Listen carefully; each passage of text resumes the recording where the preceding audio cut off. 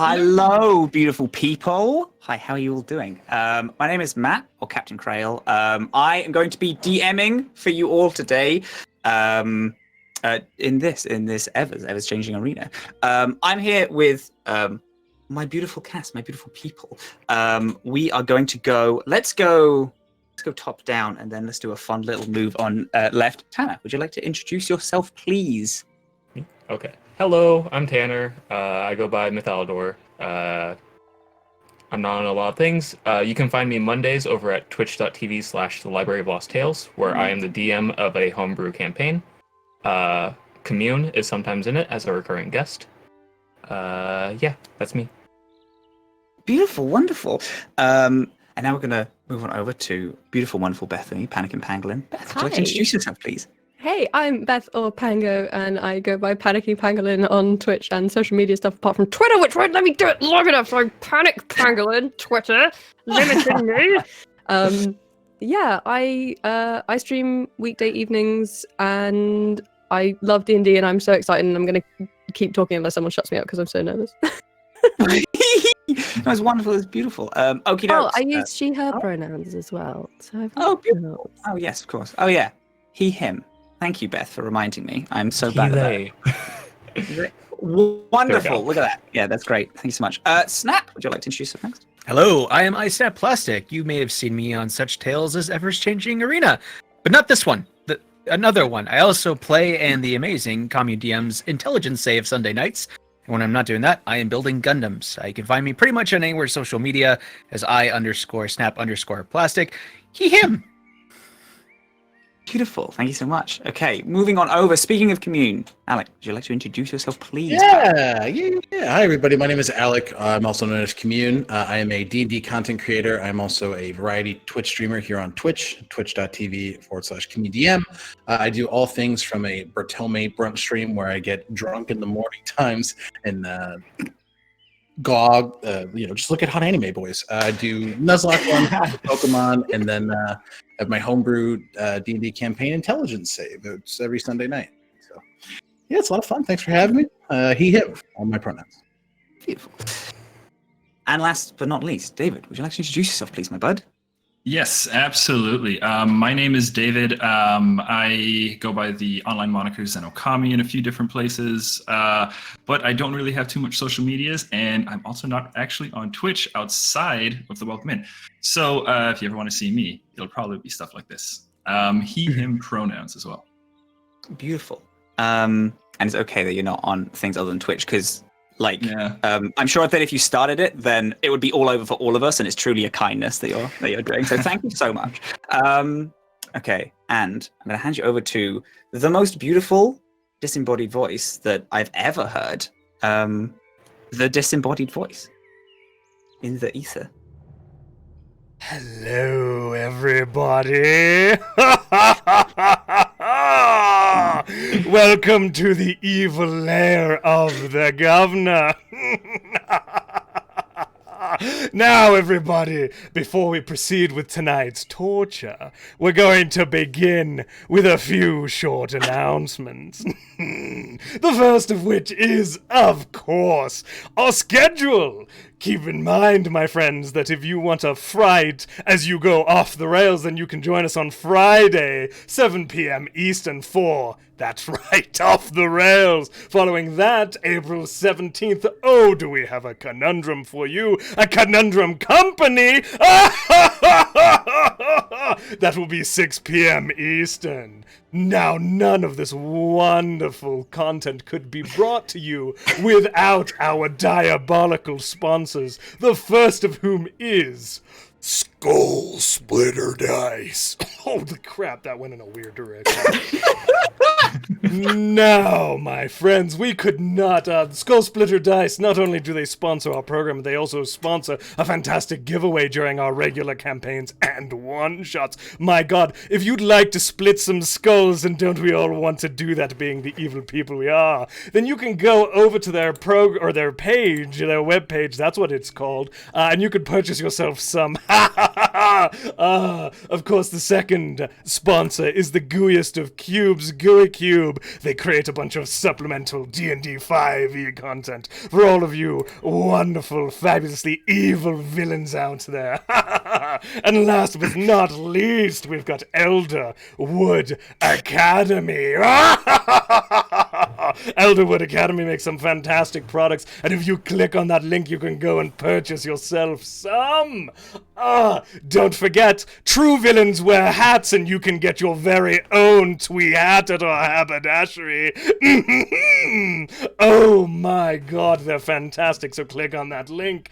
Thank you all, we've completed our community event. My god, it was a success. All of us, your evil plan has come to fruition. All the campaign players will be wearing onesies. Congratulations, you've done it. A huge thank you to Tana Mythalager, who is on the screen today, and our campaign players for helping with the Wikipedia, which you can click through. And if you want to plan your next diabolical event, you can get some secrets there. And of course, last but not least, our charity.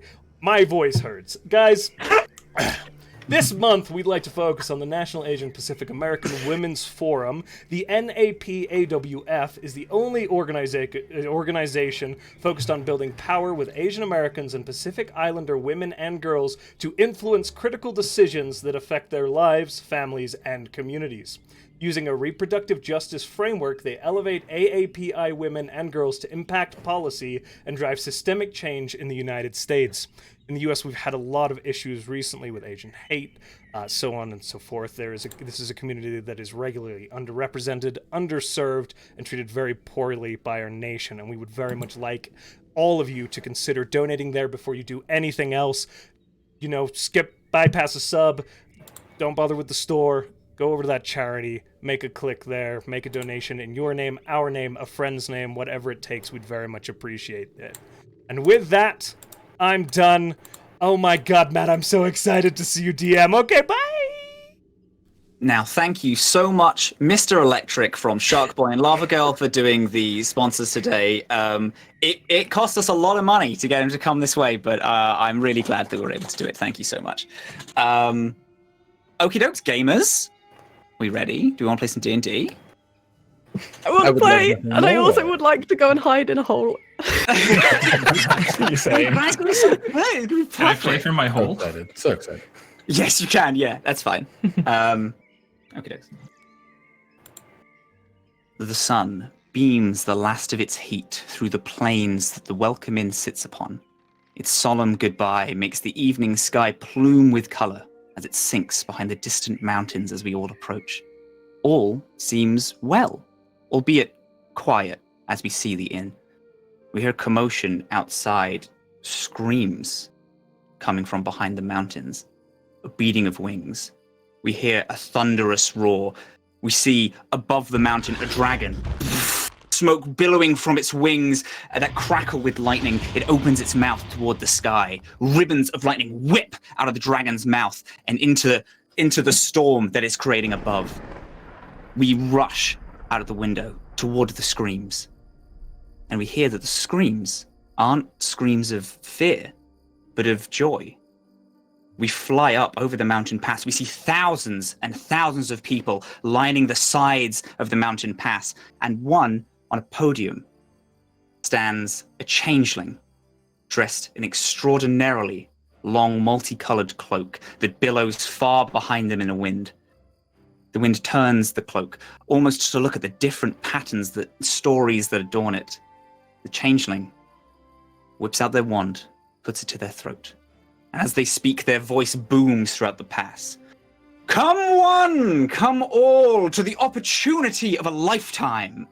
Ever's changing arena is calling all adventurers, warriors, mages, sages, demigods, and more to compete in the event of a lifetime. Do you wish to gain wealth? Ooh, the crowd goes. Notoriety? Ooh. And loot beyond compare? Then go. Sign up to participate in our fantastic first ever dragon race. The crowd roars. People are flinging spells that burst into fireworks, different colors going off around them. We follow the echoes of Ever's words, the cheers of the crowd, and the roar of the dragon, who screams in triumph through the mountain pass and down to some individuals who responded to that call. They stand before us in the center of the pit.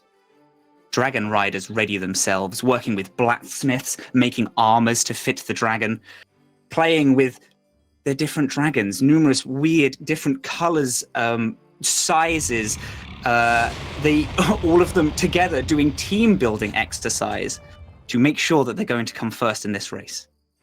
In the center of the pit, a portal opens and Evers walks through. He walks over to our heroes. Hello there. You're the newest team that signed up to the dragon race, correct? I do apologize. I don't have my clipboard. Would you remind me of your names? Oh, there you go. Who would like to introduce themselves?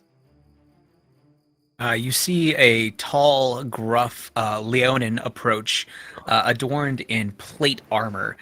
I am Razorwin Ubane. I heard that we could go fast. I like to go fast. Well, you'll definitely go fast if you play your cards right. Thank you so much for being here. Following him, you'll see a gentleman who walks up, and he doesn't look like nothing else other than a run-of-the-mill farmer. He's got on overalls. He's got a twig coming out of his mouth. He's a human, and he has a large tankard hooked onto his belt. And he steps forward and he goes, "Well, howdy. I heard you're looking for someone to do some dragon riding. I'm your boy. Name's Mickey. Nice to meet you." It is an absolute honor, Mickey. Thank you so much for coming along. Standing next to this human is you sort of looking across, you see Leonin, you see human, and you see halfling. In front of you is Pimin Underfoot, and he's a halfling rogue, sort of darkly dressed, cloak sort of slung over his shoulder, and he's got sort of short curly hair, and a scar covering half of his lip, so when he smiles, it's a little bit of a smirk as he says, "Aye, I know a thing or two about flying dragons." Oh, that is very good. You look a quick sort. I'm sure you're going to wow the crowd. Next to them, you would imagine they would be a short human, if you could tell, but they're wearing this wooden mask and this black cloak that has these white painted dots all over it. And they just walk up. Salutations. Astra is what I've called. You'd assume that Common isn't their native language. Hello there. And closing out the group is a drow man walking forward, short, kind of choppy, windswept white hair.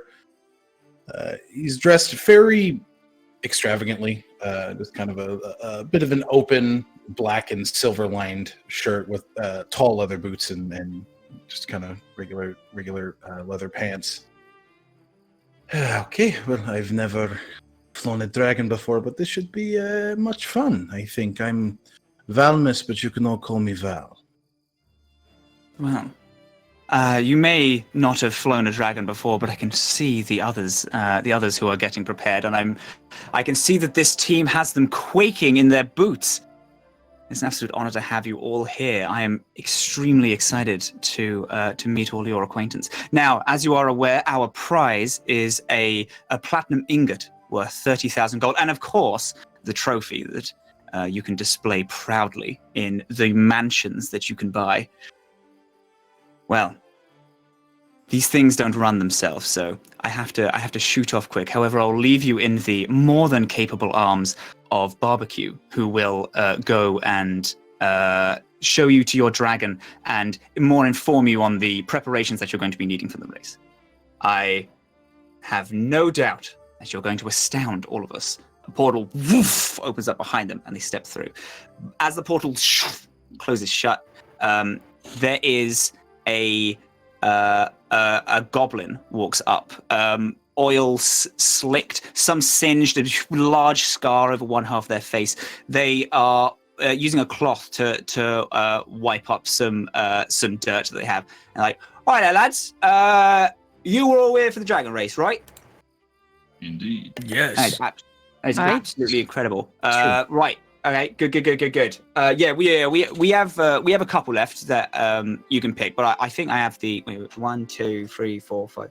Yeah. We got a 5-seater. That's no trouble. Right. I'm just going to explain the basic proceedings.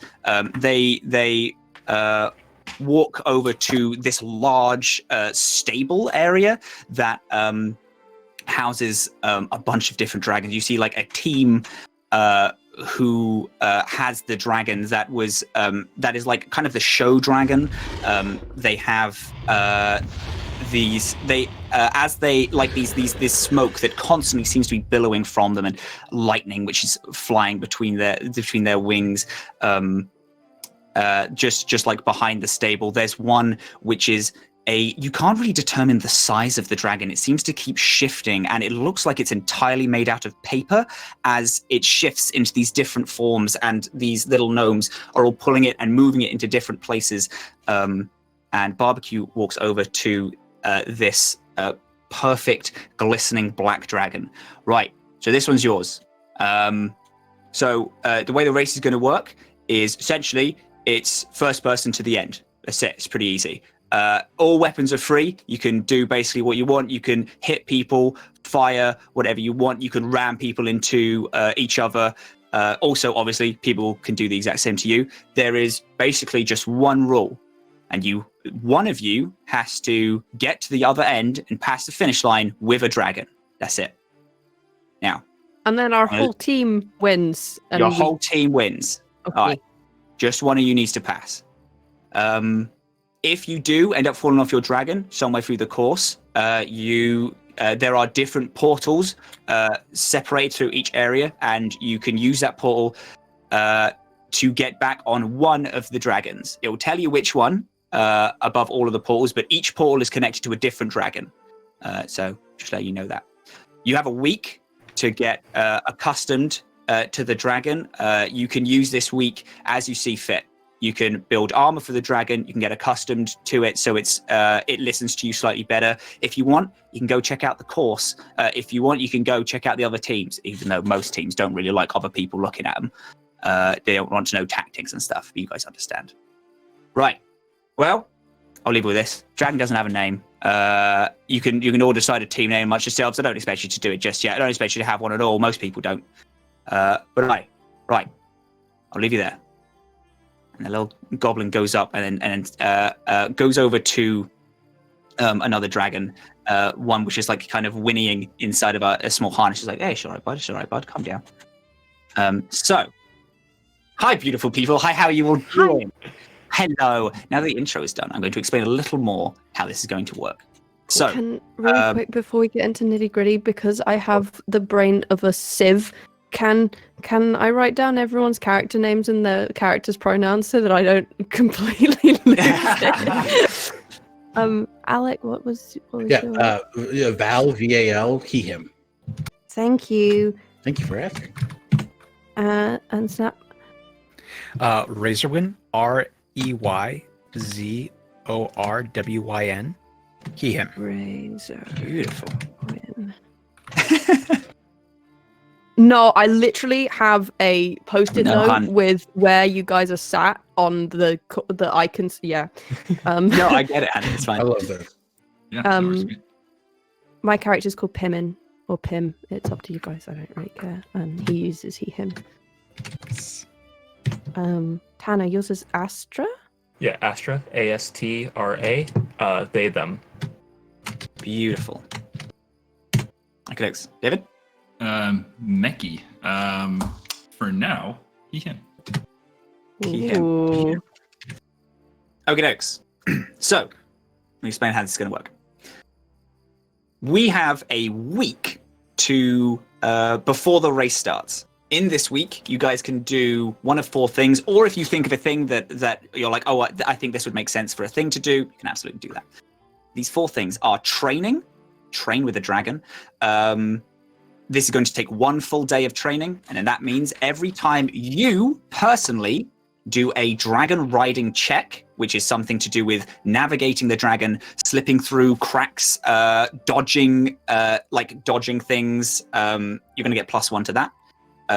If you do it for 2 days, you're going to have +2, +3, +4, etc., until +7 is the max. You can reinforce. Reinforcing takes 3 days to do, but you can add any augmentation to the dragon that you want to do. Do you want to get a blue spiked shell that you can throw into the person in first place? You can absolutely do that. If you think of like a fun, weird ability that you think would be cool that you can logically get an artificer to put onto the dragon in 3 days, you can say, oh, this will take like a week, and then just spend your whole week building that on. Absolutely. If you just want to put armor on it, that's fine. You can learn about others. You can spend a day. I will read you the list of other dragons which are going to be in this race, and you can go to one of the teams and see how they operate and try to figure out what they're doing and how they work. You can figure out like quirks of said dragon. Each dragon has their own unique thing that they can do, and also unique places that they're going to go as well. And when it comes to going to go, you can also learn the course. I will read you the different areas of the map and the race, and you will spend 2 days learning everything there is to do about that course. Is there a shortcut? There's going to be a lot of things like you can take the quick path or the safe path. What does that mean? If you go through a cave, is the cave going to be like shambling and crumbly? And you can learn just quirks about the course. You can also learn because when starting in one section of the course, you don't know, there's going to be 2 directions that the course can go, and you're not going to know which direction is what. You can get context clues, but you're not going to know which direction leads to where without learning about the course. And also learning about the course and learning about others kind of goes hand in hand, because you're like, it's like, oh, if one person's like, oh, I'm going to go into the forest because that's our main point, and you don't know, and it's like, okay, well, now you know stuff about the forest as well. So do we all have to decide one of these routes, or do we each get to decide a thing? I will say I'm going to allow you to each do a thing. You each get a week to do different stuff. For things like reinforce, probably will take 2 people to like help blacksmiths and armorers and do that. For learning the course, it will probably take 2 people a trip to go on. Learning about others, solo job. Training with the dragon. If you want to right now be like, hello, I would like to be the driver, you can just say, my week, I get +7 to all dragon checks. I will drive the dragon, and that's it. Okay. And you're allowed to do that. That's fine. However, that's my bit. Does everyone kind of understand what the... Oh, also, hi. I think I forgot. This is going to be essentially a series of advanced skill checks where there's going to be a DC. I'm going to give you a situation, and you're going to say creatively what you want to do in that situation. We will roll initiative, but we'll roll initiative if 2 people have clashing things that they want to do. Whoever has the high initiative is going to go first. This thing is all about reactions, weird problem solving. That's what I'm into in D&D. That's what we're going to be doing. Okay, beautiful people. That is it. If you have any more questions, feel free to ask. And move it on over. Matt was really like, oh yeah, so for my first time DMing on the Welcome In, I'm going to take that player's handbook thing and just yeet it as far as I possibly can. Have you guys heard of Mario? I like this one page. Yeah. Krill and I are now best friends. For the rest. Yeah. Also, Matt, if you turn this into the How to Train Your Dragon film, I'm going to personally eviscerate you. Yes, this is because Beth doesn't personally like the How to Train Your Dragon movie, and I've done this to spite her live on air. Hello, everyone. How he genuinely has. Like, this is How to Train Your Dragon?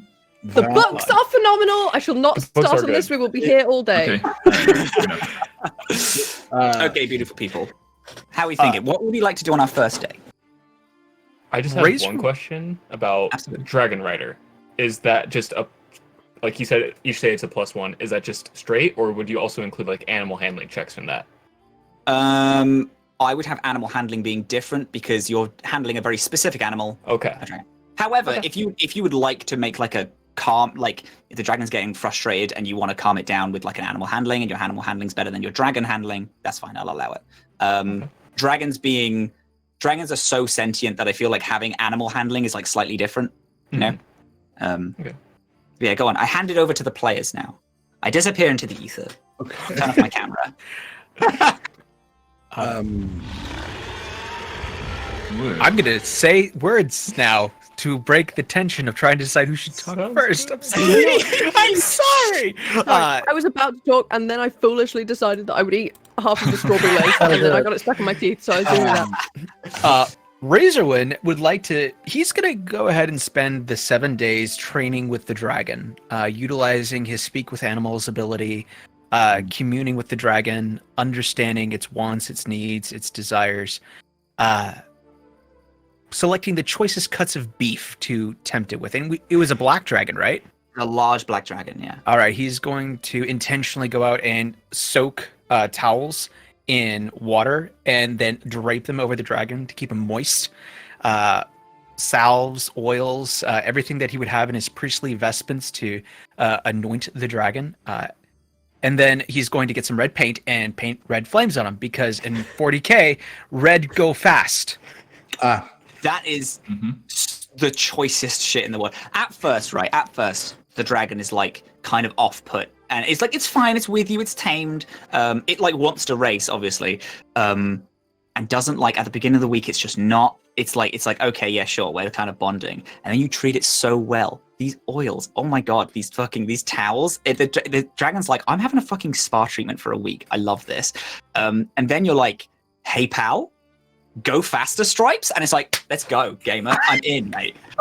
The dragon speaks common for a small period of time. Fuck yeah, dude. I've never spoken to you before. As you paint. Matt, please, I want to hear you saying, hell yeah, let's go, gamer, in the dragoniest dragon voice you've got. Mm-hmm. Hell yeah, gamer. This is the best thing ever. This pot of red.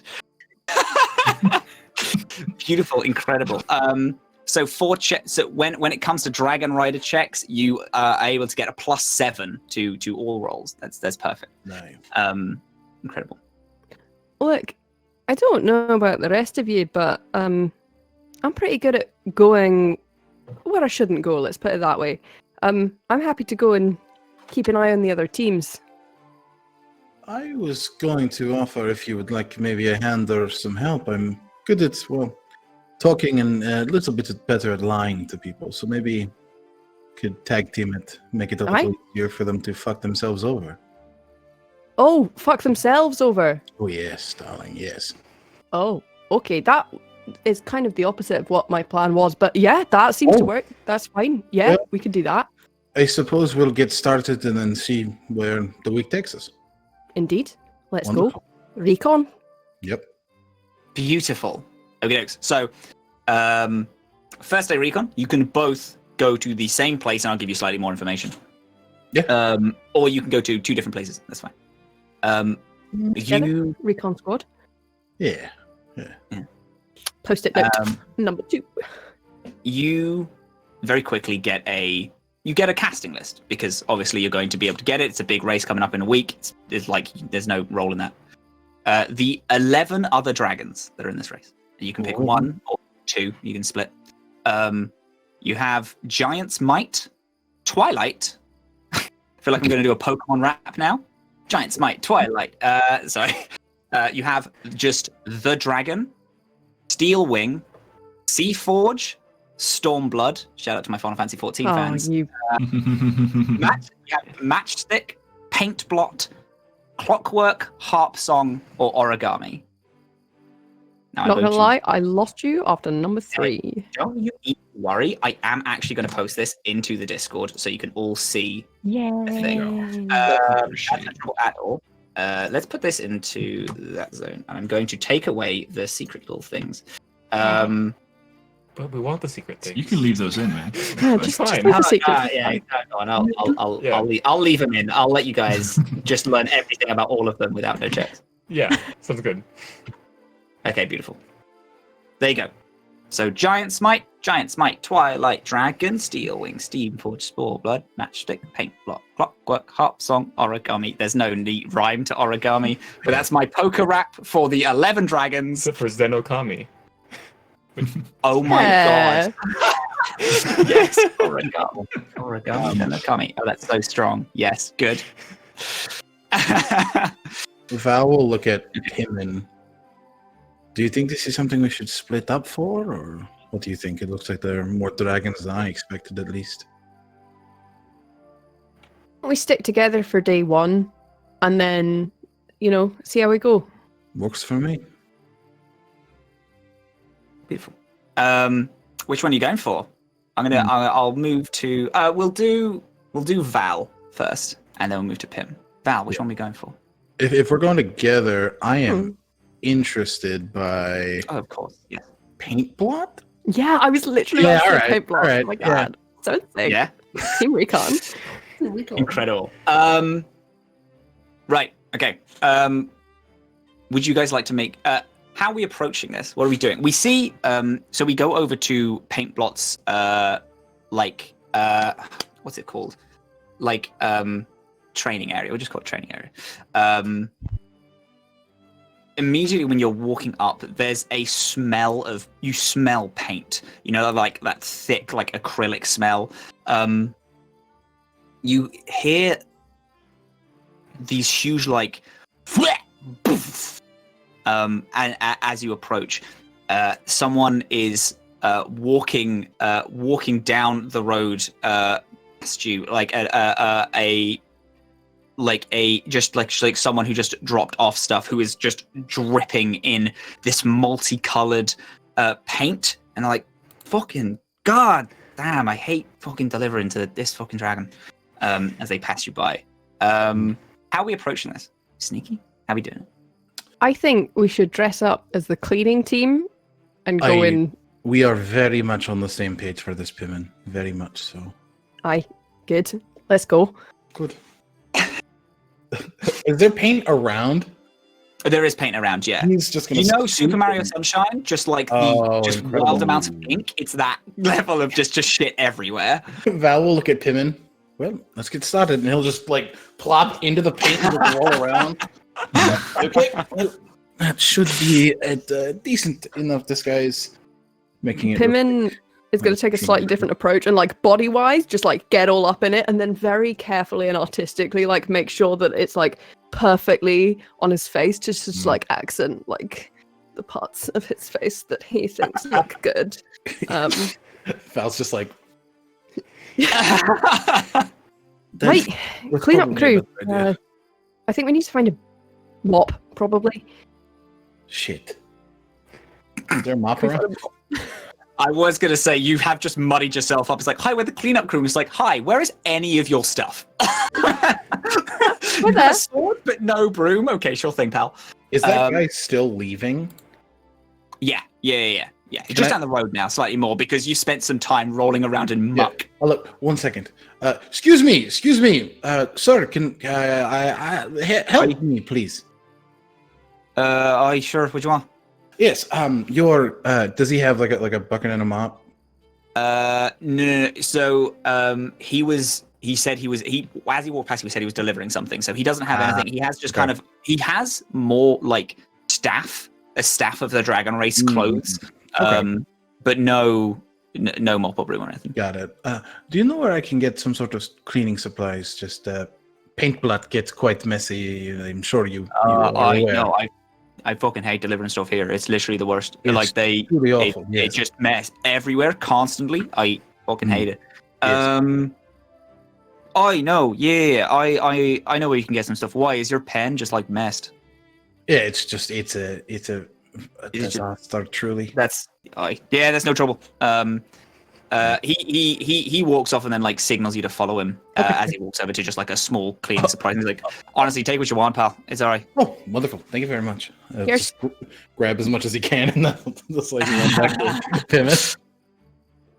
Okay, I'm going to it's good.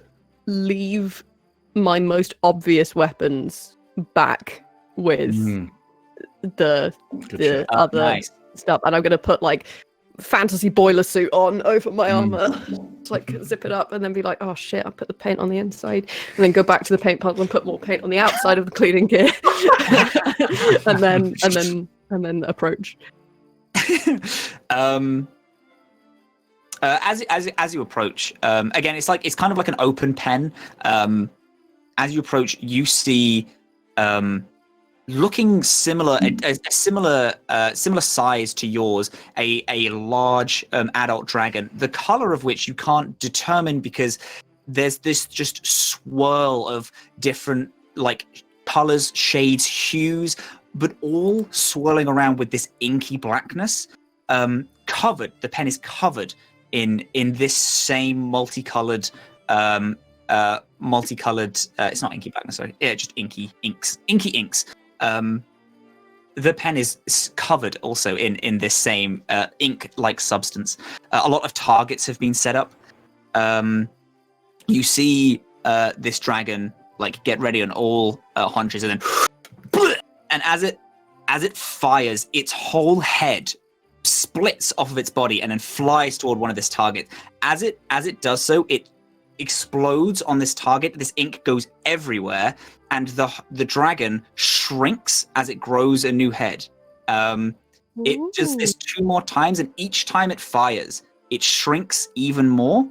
And Inky. one trainer that has a whip and a short sword, a tiefling with these long curling horns, be like, okay, good. Now go clean up, and then Paintbot like a at this size like a large Doberman is like, and then runs in, jumps into the ink, and as it rolls around, it slowly starts to like absorb all of the ink and grow bigger. As the pair of you walk in, hey, what is no, watching training. No, it's not allowed. And this tiefling walks over to you. Staff. Here to do cleanup. Much. We know. Sorry, no, we don't. No. Put the things there. We will do it. Our team will do it. No. Where's staff? By the words of everyone here, we're supposed to do the cleanup, and it just makes everyone's life a little easier. Your crew is very overworked. We're here just to make lives a lot easier. Yeah, you're busy training. We're busy cleaning. Alright, persuasion. Give me a persuasion check. Can it be deception? Because I'm not a cleaner. I mean, okay, sure. I'll allow one each. You're allowed to do either persuasion if you're persuading someone to them to let you clean, or deception, which is you're deceiving I am them. I am not a cleaner. That is a questioning 20. 13. Okay. I like questioning 20. I like that.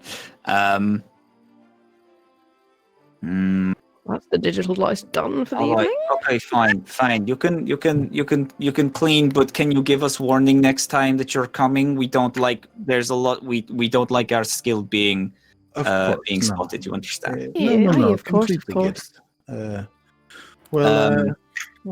You look exhausted. You should maybe get a drink or something. Looks like a busy man you are.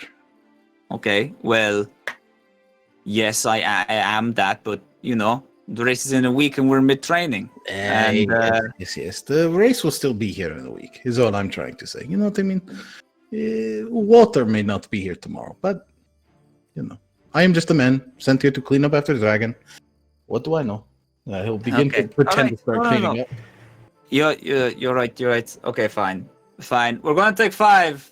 They say over to Paintblot that nods and goes over to the other ink blots and then kind of like wipes. Like, no, don't mess it up more. These people are here to clean. Come on. Okay. All right. Base rules: do not get Paintblot wet because their ink gets all smushy and they can't hold themselves together. And yes, just don't aggravate them. They will try to blind you if they hit you. Okay, and don't do that. It stings. It gets into your eyes and it's bad. So don't do that. Okay. Yes. So you can stay here. You can clean up the road, but don't go inside the pen. Oh, completely understand. Okay. Good. Right. It'll be 2 minutes, sweetie. And then almost puts their hand like through their little head and then wiggles their head, and it's like there's like these jiggles, like paint jiggles. I'm just gonna lean over to Val and go, what do you think happens when it rains? Honestly, I have no fucking idea. I was waiting to drop that accent. This is getting ridiculous. Okay. So we get this dragon wet, right? Aye, get it wet. Yeah. Seems to work. Seems to work. Let's see if we can find any sort of like game plan here. Or anything, really. I see what the team's on about. I guess I'll How try and big a bucket? And I'm gonna get my like cleaning bucket of water, and I'm gonna like fall and knock over my bucket, and I want to see if like a little bit of water on the floor really bothers paintball or not. Okay. Yeah. Sure. Shit. I'm so sorry. I'm so sorry. Let me just, and I'm gonna start like mopping it back up again. Is the dragon freaking out? No, they're not. They're not like scared of water. But you do see, as I'm also not going to make you roll for spilling. No. The water, as the water falls into the pen, it mixes with some of the paint, and you do see it like it becomes really watery. And when paint blot is walking around and collecting the rest of the paint that it's dropped, it doesn't go near the one which has separated. It like looks down, it's like, oh, and looks up, and then I'm sorry, pal. I didn't mean to. And then pootles on over, and then absorbs more. All right. Is that it? Are you all good? Are you happy with the information that you have gathered today? Absolutely. Yes. Yeah. Beautiful. Okie dokes. So we know what Razorwind's doing. He's training. Pim, Astra, Meki, what are we doing? What are we feeling? Well, Navigate? yeah, I think we should go. Well, I think reinforcing might be something worth checking out. Don't you? Yes. Why am I doing an accent now? No. Let's head on over. Yeah, we'll go head on over to the armorer and see what they've got.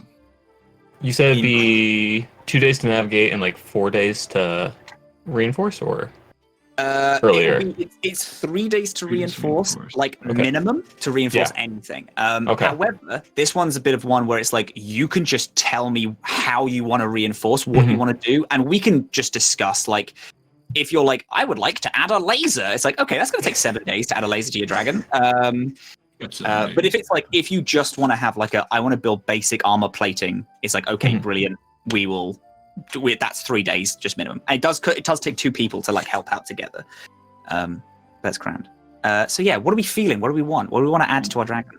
Now flames go faster, black dragon. Well, if we're going to be going fast, then perhaps we might want to consider staying on. What do you have for saddles? You as you're there, you're speaking to another different goblin. This one is entirely bitten off, and this other one is really quite long. You know them that they go by Mayo. You can we can definitely like add some harnessing if you want. Every dragon comes with like harnesses to sit on, but if you want if you want something to strap yourself in a little more, we can definitely do that.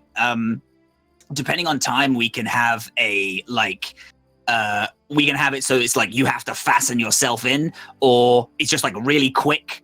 You know, like how airships, when you sit down and you have like the clip in really easy like harness, we can have that. That might take a bit longer to build, or one that you have to get on like a backpack. And then also, just considering armorers or something to that nature, we'd obviously want something pretty light. Nothing that'll slow our boy down, right? Yeah. That's grand. We can absolutely do that. We can have very light, light quick armor is fine. We have like kind of a standard, which there's a standard armor which is very good against any form of attack. But we've found that when it's getting attacked, this armor will almost break entirely, almost taking the hit and then falling off. But you're able to do that without losing any speed. So if you're looking for something like that, then that's absolutely fine. I can make something a little lighter, of course. However, if you want to, the standard armor doesn't sacrifice speed for anything at all. Thanks. Is standard armor metal? We go with it is metal. Yes, we go with standard metal armor that we put on the wings and on the neck and head. It still allows the dragon to see just fine. It doesn't impede anything. If you would like, I know you said speed, and that's fine. But if you want something really heavy, we can definitely put that on. But it might impede the dragon's ability to look and see and react quickly without help of someone else. But yeah, everything we do is metal. Astra's just like writing down that it's metal armor. Like that's a very important note for him or for them. Yeah, just that's very good. And then let's get to the meat and potatoes of the whole thing. What do you have for weapons? Oh boy! Walks a little bit back and is like, hey, listen, come into my shop. What don't we have for weapons? What do you want? What are you feeling? Do you want something that explodes? Do you want something that does pinpoint damage? Do you want something that rips off your own dragon's wing, but ends up just annihilating something else? Do you want? Hey, pal, come here. Do you want to be able to look at a mountain and when it's like, hey, oh my God, which way the mountain do we go around? And you'll say, fuck you, idiot. We're just going to go through the fucking mountain. And you just blast through. We got that shit as well. I wouldn't recommend that because the last dragon that did immediately die with all of its riders. But people are still telling that story. Tragically telling the story. It's not like a positive story of when the dragon and all of its riders died. It's cool. I talk about Did you what make do you that? want in terms of right? Yeah, what do you want, pal? I got everything. Oh gosh. Well, those are some great options. Astra, anything that stands out to you in particular? No. Mayo, if you He's just here as like supportive. Mayo, if you don't mind me asking, any of the other teams been around? Any of them mention what they might be picking up? I understand what you're getting. At. We've sorted some stuff out just between us. We sorted some stuff out for Matchstick. We actually had to make a really weird adhesive. Their skin is really rough. Any contact with anything. You're trying to get information on the other riders. I want you to buy weapons. I would never do such a thing. I'm simply hoping to put on a good show for you folks. Okay, hey. If you promise me that you're gonna make one fucking big explosion, I would tell you what you want to know about Matchstick. I want people. Hey, my name right now is the fucking goblin that killed like 6 people and a dragon. That shit sucks. That carries with you. This is the only job I'm allowed. I want to work at Walmart. That's my dream, but I can't because I have a pretty extensive criminal record right now. Hey, listen, if you want, I want you to change my story. All right? One big explosion, one huge one. Change, and after it's done, I'll give you what you want, right? I'll give you what you want. I'll tell you what you want to know about Matchstick. As soon as the big explosion's done, I also want you to yell, "That one's for Mayo." Say it loud enough so people hear. I think I can manage that. Hell yeah! Astra puts a hand on Mayo's shoulder, just nods. Yeah. Thank you. Yeah, sure. Okay. Yeah, this is no problem at all. So Matchstick, right? the dragon's skin is naturally it's really coarse, and their scales, they spent a long time in an environment which had where it essentially grew like very explosive material, rough material over its skin, which it uses primarily to ram into other riders. As soon as that comes in contact, there's a quite large explosion. The riders obviously wanted to help cover this up, so we built a small shielding thing, so if you're on the dragon, you don't get hit with this explosion. However, this shielding is attached to the harness, so these riders aren't the types to jump off and jump onto other people's things. They're staying primarily on, because if they get out that harness and a matchstick explosion goes off, gun, they're out. Well, and if we were to use something that also exploded against something like matchstick, I will give you a cannon that is a matchstick killer. If you want to do something, I will fucking do it. But I'm telling you, look at me, my guy, right now. You're doing it for Mayo. I'm changing my story, all right? You're changing your story from killing one dragon by killing a different dragon. It cancels each other out. He turns. That's not how math works. Standing in the corner like, what? Ketchup, come on, man. You know it. It cancels it out. 2 wrongs directly equal a right. It does. But this one's for the race. They won't die. People don't die in Ever's races. Not properly. Not permanently, at least. I'm gonna hold out my hand and say, well, Mayo, you got yourself a deal. Hell yeah. Mayo shakes your hand. Okay, before we start, it's gonna take if we are making a cannon that's gonna specifically kill one specific dragon, it's gonna take me a week, right? And we're gonna need. I'm good with plans. I'm good with building, fusing, and stuff. But I'm gonna need you two to help switch stuff up. Hey, for a favor, if you want, I can throw in some armor for you. It's not gonna be the best, but I can definitely do something. We're probably gonna need something to like steady the cannon and things. If you're in 1 week, the matchstick killer or whatever the fuck you want to call it. Matchstick killer sounds fine to me. I was thinking the Mayo cannon might not be too bad either. Burnt out matches? What's your name, sir? He goes up. What's your name? Name's Mickey. You're doing so much for me right now. I want you to know. Thank you so much. I'm doing it, Ketchup. I'm gonna work at Walmart. And Ketchup's like, all right, man. Yeah, sure you are. Come on, let's get back. I'm doing it. I'm getting out of this stupid town. I'm gonna. Is there a mustard? Yes. There's mustard. So Barbecue, who is the first goblin you met, you have come aware that all of the goblins that are working the pit are all named after different condiments.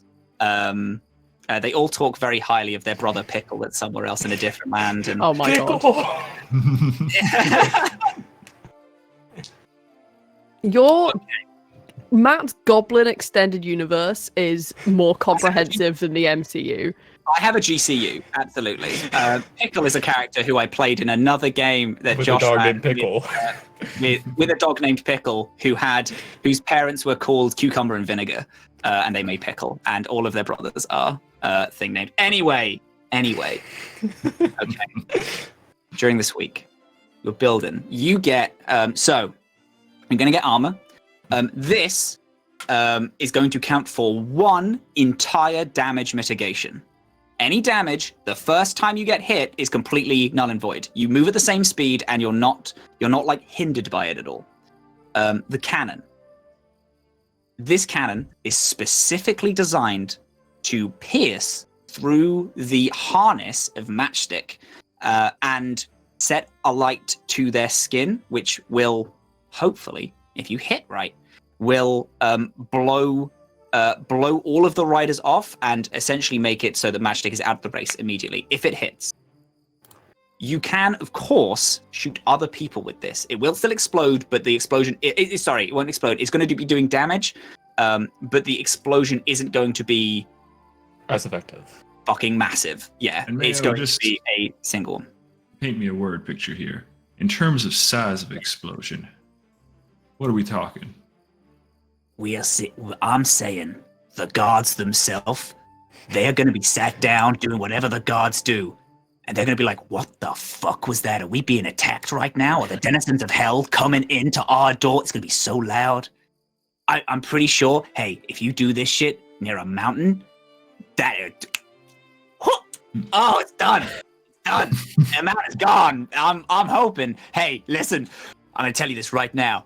If you shoot the match, fucking, what is it called? Matchstick cannon. The Mayo cannon. If you shoot the Mayo cannon when Matchstick is coming towards you, or if you're close at all, that's dumb. Don't do that. This shit is gonna go absolutely haywire. Oh, also, quick tip: don't shoot inside of it. Shoot on its skin. If it's like directly behind you, don't shoot into its mouth, because that is not gonna work. That is going to be a very sad experience. It's just good because it's got fleshy mouth, but card carapace outside. Fair point. When Mayo says like the gods are going to be scared, Astra just says in Celestial, I'm pretty sure he's kidding. I'm definitely not, Mayo says back in Celestial. This goblin is a this is going to be easier. I'm much better with Celestial than Common. Oh, I didn't know that. I'm sorry. I would have spoke to you in Celestial. I would have switched between the two. My apologies. I don't know why, but the next sentence out of my mouth, I can speak Celestial. A lot of goblins can speak Celestial because Celestial and Goblin are actually very closely linguistically tied. Don't know why. Oh my god, not again. Anyway, The number of like hour-long conversations that we've had about linguistics, Dungeons and Dragons linguistics is more than 3, which is too many. It's incredibly interesting, and we will happily give you a TED talk on how fucking interesting D&D linguistics is. Okay, hashtag sneaky crew. The pair of you have 6 days left. The others are built. They've set themselves in stone. They know what they're doing. They're training. They're building a Mayo cannon. Can I also, at the end of the first day, I would also just like to fill in our sneaky crew the information that we'd gotten about match. Yeah. So. Astra just pulls out a paper. Explosive is all it says. Okay, this is good. Then we don't have to worry about matchstick, so we can kind of focus on some of the others. You guys just talked about. You know what? I'm not going to ask. Right. That origami one seemed pretty interesting. If I could offer any suggestion. Should we divide and conquer? All right, I'm just going off this, right? Right. Ain't blot, big inky bastard. Matchstick, made of fucking matches. Origami. I don't know what the fuck that's about. Blow up Matchstick near origami, I have a feeling that might be quite effective. Now we're cooking with gas. Here's what I'm thinking, right? There's probably a significant amount of space at the starting line, right? Probably. Maybe, why don't we just set up further away from Matchstick at the starting line, while the rest of them get a little bit closer? We put a lot of dragons between us and him. That sounds like a great plan. If we can wrangle take this that thing off with a bang. So I think tomorrow, why don't I go and talk to the person on the starting line? So persuade them, to put us where they want us. Yeah, you can go and have a look at another dragon. So we're thinking Matchstick with origami next to them, and then however many, and we want to be at the other side of the start line. So I'll go check out origami, see what that deal is, see if the Matchstick setup would be to our benefit. I mean, I don't know. I think that it's worth the risk, really. I think we're better off finding more about something else. It's up to you, though, pal. I'm going to go to Giants Might because that name terrifies me. I would agree on that one. Okay. Yeah, let's do that. That makes sense. Sense. We're going to the starting line? You're going to the starting line? The person who is in charge of the starting line.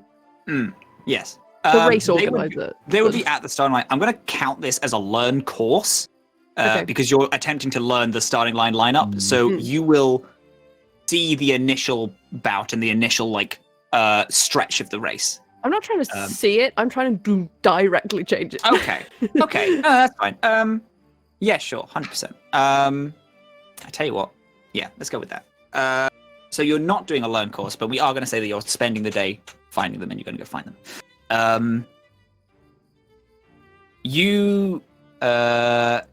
So Eva is you try to catch them, but they're off everywhere, doing different things. When you briefly see them, a portal opens, they walk past, they grab a rod with sparkling huge pulse of energy, and they walk through another portal and they disappear somewhere else. You find you find a admin area, and you open the door, and there is a very well-dressed, prim-proper, suited goblin who is sat at a table and doing work. This, from speaking to numerous people, you assume this is the person who is in charge of lineups, hiring, all that jazz. As you walk in, a little ding, ding, ding bell goes. Oh, hello. Hello there. Hello. How's it going? Do you need anything? Oh, I'm sorry. You just had me speechless for a second. You're fucking gorgeous. What do you want? Well, I wanted something else, but now I want to buy you a drink. When'd you finish? You couldn't afford me. I think I could. You'd be surprised how much money you make in my line of work. What's that, dragon racing? This is a part-time job, let's put it that way. Let's say I've got nimble fingers.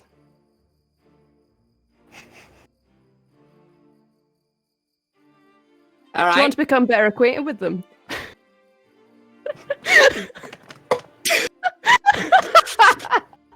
My aim in life is to make Matt corpse, by the way.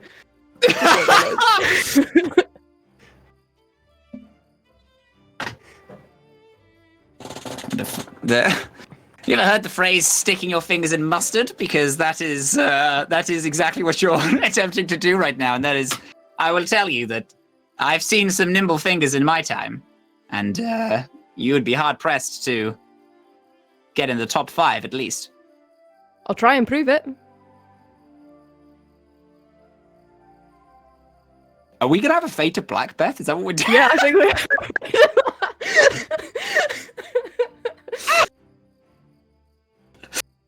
On the desk, while it's happening, I want to steal the starting lineup sheet. All right, roll forge me. it, and bring it back the next day. Okay. All right. Roll me a sleight of hand, twice. Roll me one sleight of hand. Can I have advantage on the sleight of hand? This isn't sexy stuff. This is for stealing the document. Yeah. Can I have advantage because they're distracted? Go on. Sorry. Yes, of course you can. I thought you wanted an advantage on the sleight of hand of putting fingers in mustard. That is no trouble. You can absolutely. A very appropriately dirty 20. Yes. The dirtiest of 20s. They're never going to let me back on. They're never going to let me back, Matt. No, this is it. No, Beth, this is what we've been planning for months. We're taking down the welcome in from the inside.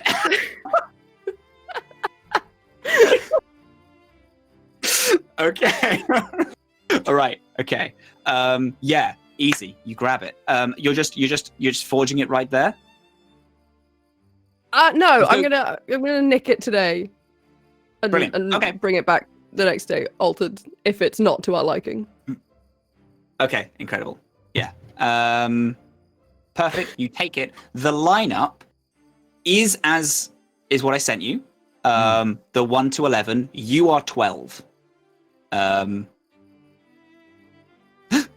Oh, Tannabaz. It's okay. I accidentally clicked the general instead of the other channel. Don't worry about it.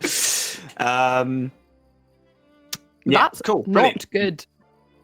So quite late at night, I'm gonna come back to the camp and go, right, so Matchstick's pretty damn close to us. Here we go. There's the list.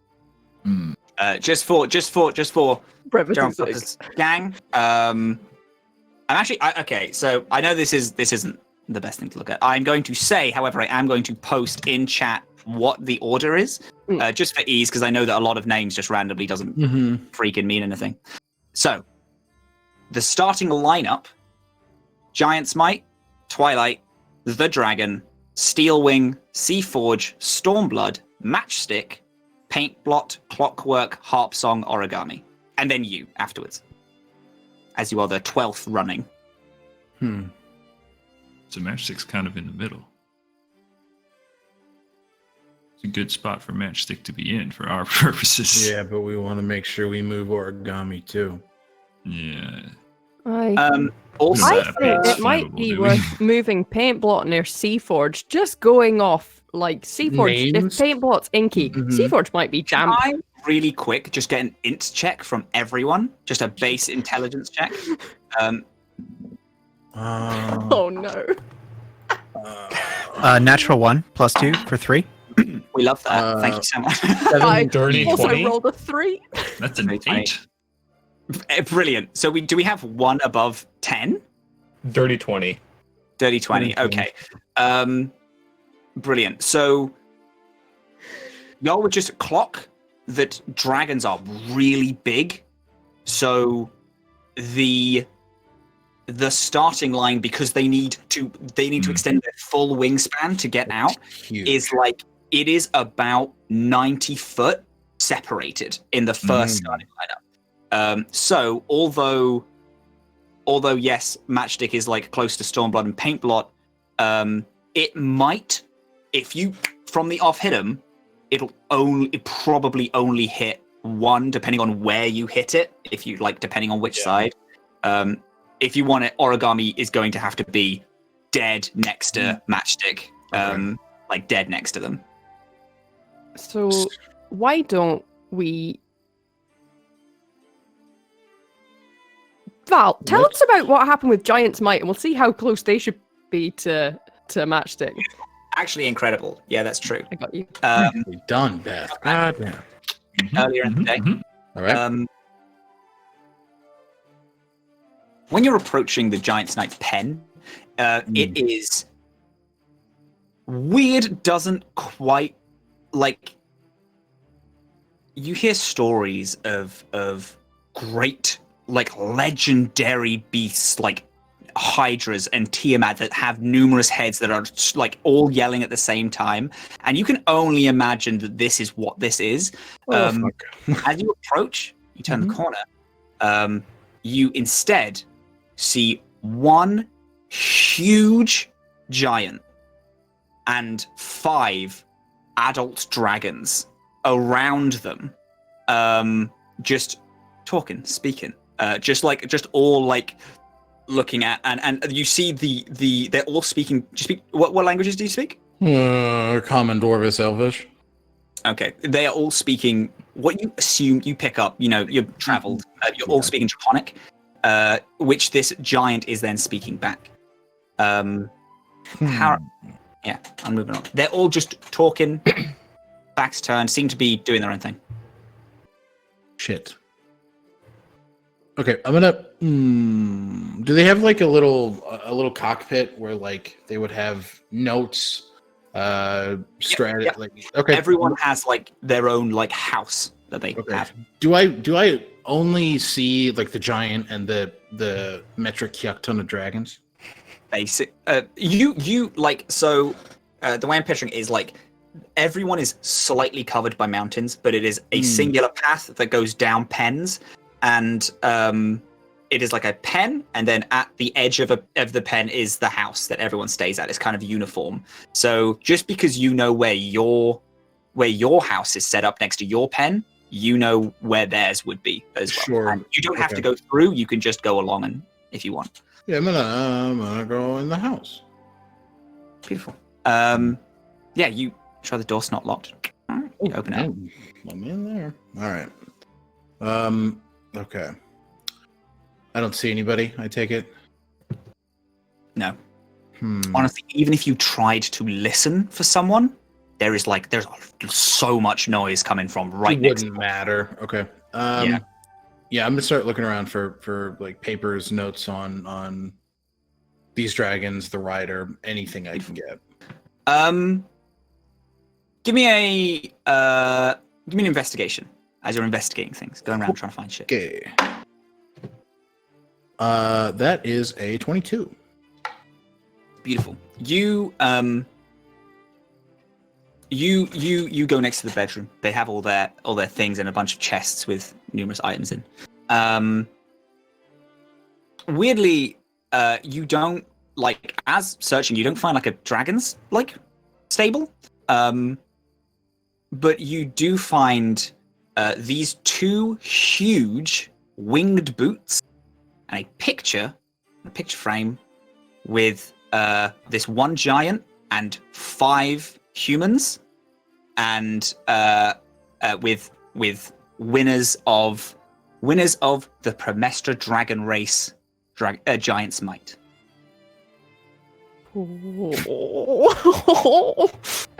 Could I roll an Arcana check to see if these boys are kicking off some magical Absolutely. essence? All right, I'm gonna be a cheeky little bitch, I think. 19. Beautiful. Okay, you know that dragons can turn into different forms, shapeshift into people. You, from going through their things, your check earlier, your investigation is just so strong. You're going through and you can tell that the 5 dragons outside, they shift into human form and they ride on a giant using winged boots. Great. And it counts because it's a dragon passing the race. Sick. I'm gonna cast Dispel Magic on the boots. You beautiful bastard! I love you. Incredible. Right. Yeah. You have to. This is only 13. It's so the DC is 10 plus the spell's level. And I have to make an ability check with my spell casting, I believe. So choose one creature, object, or magical effect within range. Any spell of 3rd level or lower on a target ends. For each spell 4th level or higher on the target, make an ability check using your spellcasting ability. The DC is 10 plus the spell's level. On a success, the spell ends. Beautiful. I'm really quickly just going to do tiny bit of Googling. No, you're good. Okay.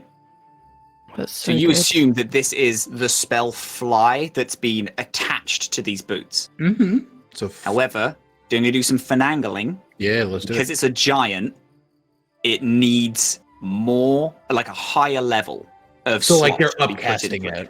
They're upcasting it, and yes, upcast, raw as written is you target additional creatures, but because it's a giant, you just doing whilst himself. making it, you need to target additional things. It's like body mass, you need to target additional body mass. So I'm going to say it's a 5th level. Okay, so but yes, you can of course roll it. Been a big one. Do it. Yes! Oh my god, incredible. Is this permanent? Is this it? The magic is gone. It's gone. Magic is gone. Fuck your boots, you piece of shit. Incredible. Get wrecked. I love it. With the nat 20, you know what you're trying to do. Mm-hmm. You are not trying to make it so that it's obvious. Yeah, right? yeah. I want it to putter. Yeah. And these people are fucking smart. Listen, these are you've clocked. These are fucking 5 dragons. If they want, they can make this immediately after. So you finagle it. You whilst feeling inside of the weave, you don't cut the spell. You just lower the power of it, so it's still magical, but it isn't going to be able to hold a whole ass giant. Yeah. Okay. Yeah. Okay. Yeah. And then I'm gonna leave. Absolutely fucking incredible. Nice. Can you do me a stealth check as you... Oh, you didn't shit. need one going on, but you're going to need one leaving. Yeah, that's valid. That's valid. Stealth. Ooh, okay. Well, let's hope. 15? Okay, yeah. They're talking, they're training. You get an odd side eye, but you're walking down a street. You know, people walk down the streets all the time. What the fuck do you want? So they don't spot you leaving the house. They just see you walking down the street, and then they kind of ignore you. They'll let you. They let you watch. Okay. Beautiful. And then I assume we cut back to the. Got it. And then we cut back. Yes, absolutely. Okay. Right, Well. Yeah. So giants. For some reason, the dragons become people, and the giant puts on magic boots and flies. But I did a cheeky thing so that he's not going to be able to sustain his flight. So we should be okay with giant's might. Cool. So it doesn't matter where they go in this list. Yeah, but it's 5 dragons. It's fucking nuts. That is a little ridiculous. But that should at least be, dealt with. It'll throw them off their game. Oh, for sure. Yeah. Gain us some time, certainly. Yeah. So. Astra's just sitting here trying to how to word his sentence, and then Val hears a voice in their head. And this is Astra just talking to them telepathically. Perhaps the two of you who are on recon should check the course sometime this week, because if there's like a bottleneck, we can shoot matchstick when we're going through there. Not a bad idea.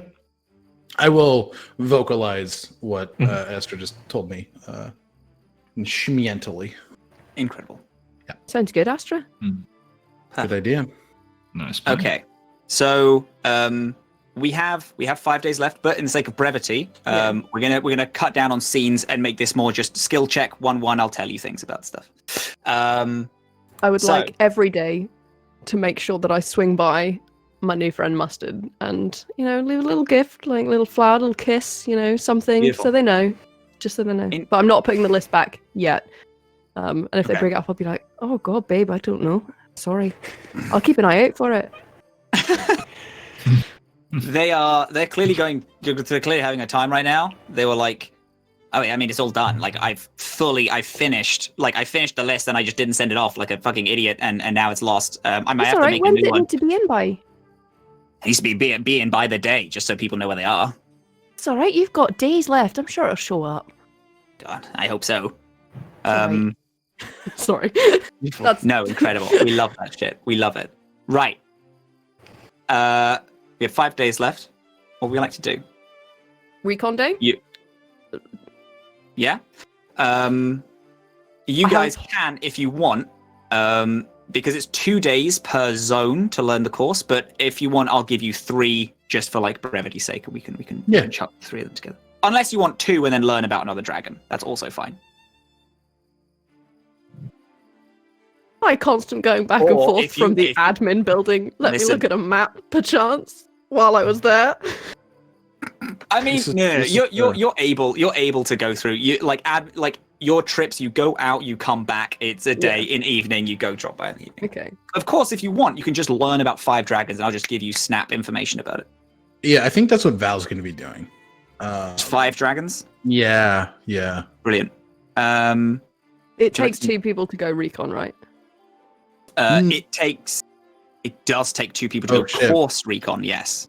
So why don't we do 1 course recon and then learn about lots of dragons? That works for me, dude. Shit about the land, but we'll know all of our opponents. We know all these opponents. Hell yeah. Beautiful. Okay, so 1 course. Yeah. Incredible. Okie dokes. So I'm going to tell you the course, the different courses, and then I'm going to tell you like what leads to it. It's going to be a little bit of an info dump, and I do apologize, but I will put it in chat so you guys can understand. Okay. You start. Where you start is the mountain pass, and you know that. And then I'm then just going to read just other things. Okay, so you have the mountain pass, you have snow peaks, the undermountain, you have storm of the sea, the forest, the ruined city, and the hellmouth. Those are the 5. Those are the different courses. Now, these these are branching paths. Not all of them lead to the same, zone. You're not going to go through all of them unless you fucking go a full 360 and go back through the course. A lot of these break off. Any of those catch your interest? Any of those you want to learn about? Can you, real quick, what was after Storm of the Sea? After Storm of the Sea was the forest. Forest. After that and was then the Undermountain. no, Okay, Undermountain was before. I have purposely not told you the order, so you don't know what leads to which. Okay. Because part of learning the course is learn what comes into it and what goes from it. So we've got Mountain Pass, Snow Peaks, Undermountain, Storm of the Sea, Forest. Hellmouth and the Ruined City. Ooh. God damn, I really want to know what Hellmouth is. Yeah, I'm in the same zone. I'm Cool. in the same Yeah. zone. Yep. Tell You us go- about you go- Hellmouth. You go meet up with. Oh damn it! I was just about to say a whole ass brand name for a thing. Okay. You meet up with Peanut Butter. You meet up with Peanut Butter. Hi lads, we going on a little trip. Yeah. Yeah, sure. Yeah. I'll take you, Hellmouth. It's pretty dangerous to get in and out, but don't worry. I know the guy who owns the place. It'll be chill.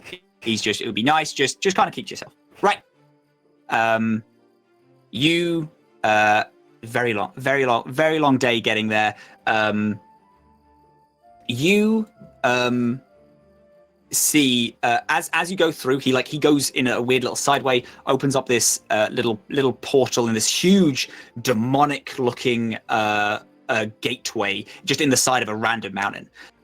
He touches some runes and then the portal opens and he goes inside. Hellmouth is one of the last stretches, arguably like the last stretch, but the other last stretch is the Ruined City. So you will have a choice to go into the Hellmouth or the Ruined City. Would we be able to tell what is before the Hellmouth? You will, yes. Okay, great. You see that there are two different. So at this, you come into this is you imagine this is where the audience is going to stand. The whole place is covered in lava, and there's different devils and imps and monsters all walking around, but they all kind of just leave you. Some of them walk up to you and are and then you're like, hey, yeah, we're good. He's with me. And all right, sorry lads, and then walks off. You see these two on the race, the actual track. You can get to the Hellmouth from the forest or Storm of the Sea. Okay. You can get to them from those two. And it leads to the finish. That's just where it leads. Sure, So it is the last thing. The portal, as you breach the portal, you cross the finish line immediately. All right. So seeing this, are we imagining that each different biome area can weave and intersect, shooting us into somewhere else? So maybe from the forest we can go to the Hellmouth or somewhere else. Am I understanding that correctly? Yes, exactly. Okay, You are right, got it. 100%. The Hellmouth, as you're talking, right? So the Hellmouth is actually the shortest track, but obviously it's the most dangerous. A lot of the time, the way that this thing was built is that there isn't a lot of pure danger aside from other dragons that are coming in. It's normally advised that you get here if you've taken too many slow paths. If you've taken too many safety routes, you are eventually just going to have to go through this zone to get to the end. It is essentially the quickest path to the end. But everyone else knows that. And a thing that you would know is pretty much each different course has a quick path, which is dangerous, and a safe way of getting around. If you take the safe route too many times, or if you fail an amount of checks and dragons slow you down, you basically have no choice but to go through the Hellmouth to get to the other side. But this place is fucking dangerous. A lot of dragons will be here, and there will also be different beasts and monsters that will try and pull you down and try and stop you. So it's going to be hard checks, but it is a bottom of the ninth. We just need to get to the other side, so you need to go through. Okay, so that was day 3. That was a 3 and 4. And 4. Okay, And so we 4. have 3 days left, so we can learn about 6 Another dragons if we split You up? can learn about 6 dragons. You can learn about 2 other courses, or 1 course, 1 dragon. 1 course, 2 dragons. I think Val will look at Pim and I don't know why I'm feeling this, but I think the Hellmouth is our best bet. I think we need to get to the Hellmouth, cause as much damage before that, and work our way through it. Aye. So, do you want to look at another part of the course, or do you want people? Because to be honest, I got somewhere I kind of need to get back to on the last day we've got to prep. I think dragons. Then that seems like it'll be quicker. What? All right. Anything So specific? Yeah. Mustard. Great goblin. And I need to put this back once we've doctored it to put the order where we want it to be. Oh, yeah. Okay. All right. Yeah. Just don't stick your fingers in mustard. I heard that ends badly. Oh no, it ended so well, Sunshine. Okay, well, all right. Cool. I'm gonna go look at dragons and pretend I never heard any. Was that in front of the whole group, or was? Or they just have a little bonding experience coming back from the Hellmouth. Yeah, we're like, okay. Well, Payment doesn't care. Okay, so 5 dragons. yeah. Pew, pew, pew. Yep. Go. Okay. Which ones do we want? I'm gonna say Steelwing, Stormblood, and Clockwork. Incredible. Okay. Steelwing, you find out, is a beast entirely made out of weaponry. Steel weapons and swords. They use this, they fire it out. Their riders take the weapons and jump to other ships and snap harnesses. That's what they're trained at. That's what they do. Stormblood is the dragon that creates storms. If they go into any form of storm, they essentially go invisible and can travel super, super fast, essentially skipping that part of the course if there's a type of natural weather effect. Their crew, their leader of their crew is someone who can teleport to wherever they throw their spear. So you saw them Eldritch Knight style lob their spear and then teleport to it. Yeah. You can assume they're using this to jump from dragon to dragon and then teleport back. Okay. What were the other 2 that you wanted? I believe one that you wanted. Clockwork. Yeah. Clockwork's weird. They're not inside a pit themselves. You have to go through a slight, other dimensional portal to get in and just click your head in. They're super friendly though. They don't mind you coming in. They welcome you in. You talk. You notice whilst training, whenever the dragon messed up, time kind of slowed and it reversed it to 6 seconds before the dragon messed up so it can correct itself. Motherfucker. However, it takes a little while, since after the dragon manipulates time to correct any mistakes, if they make a mistake again, they're stuck at it and they can't do it again for another minute.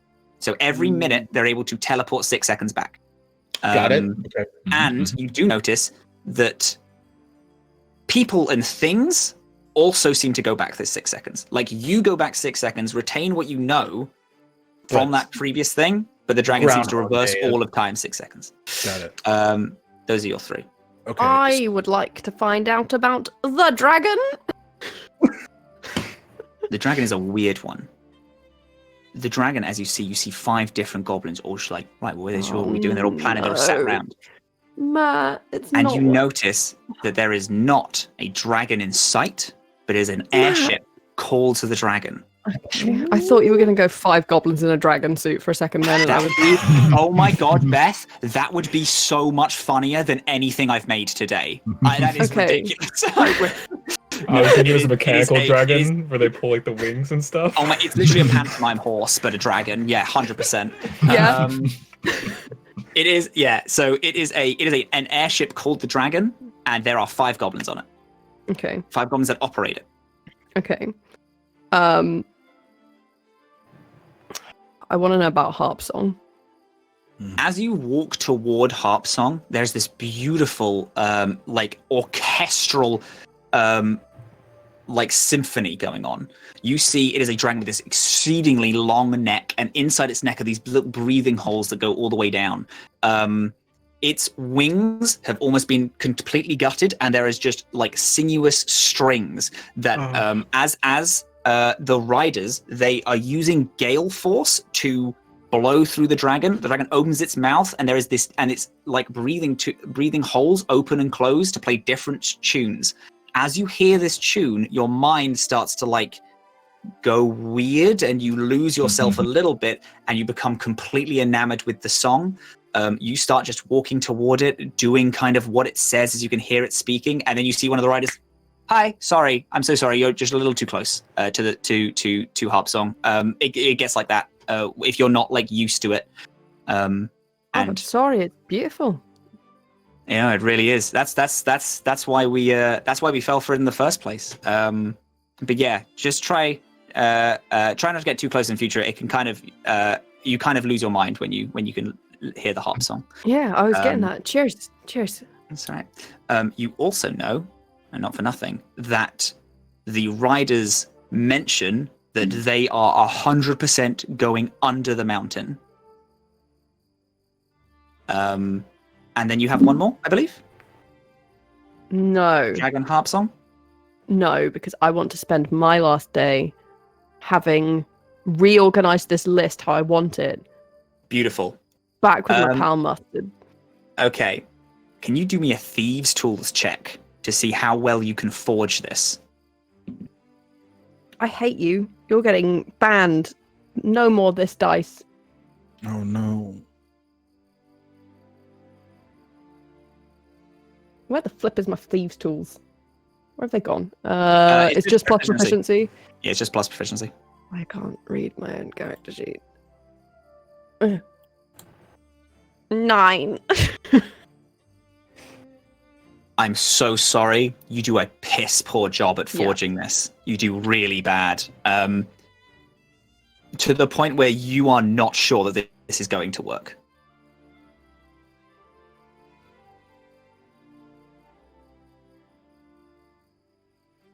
I leave that to you now. You're able. Yeah, listen. You can play with that information as you will. Can I get someone else? Do I have time to ask someone else to redo it? You can ask your gang. But I mean, like it won't take them a whole day because they're already all doing things. No. Okay. I will give you one allowance check, but it's going to be fucking difficult because you've already scribbled ink on this paper.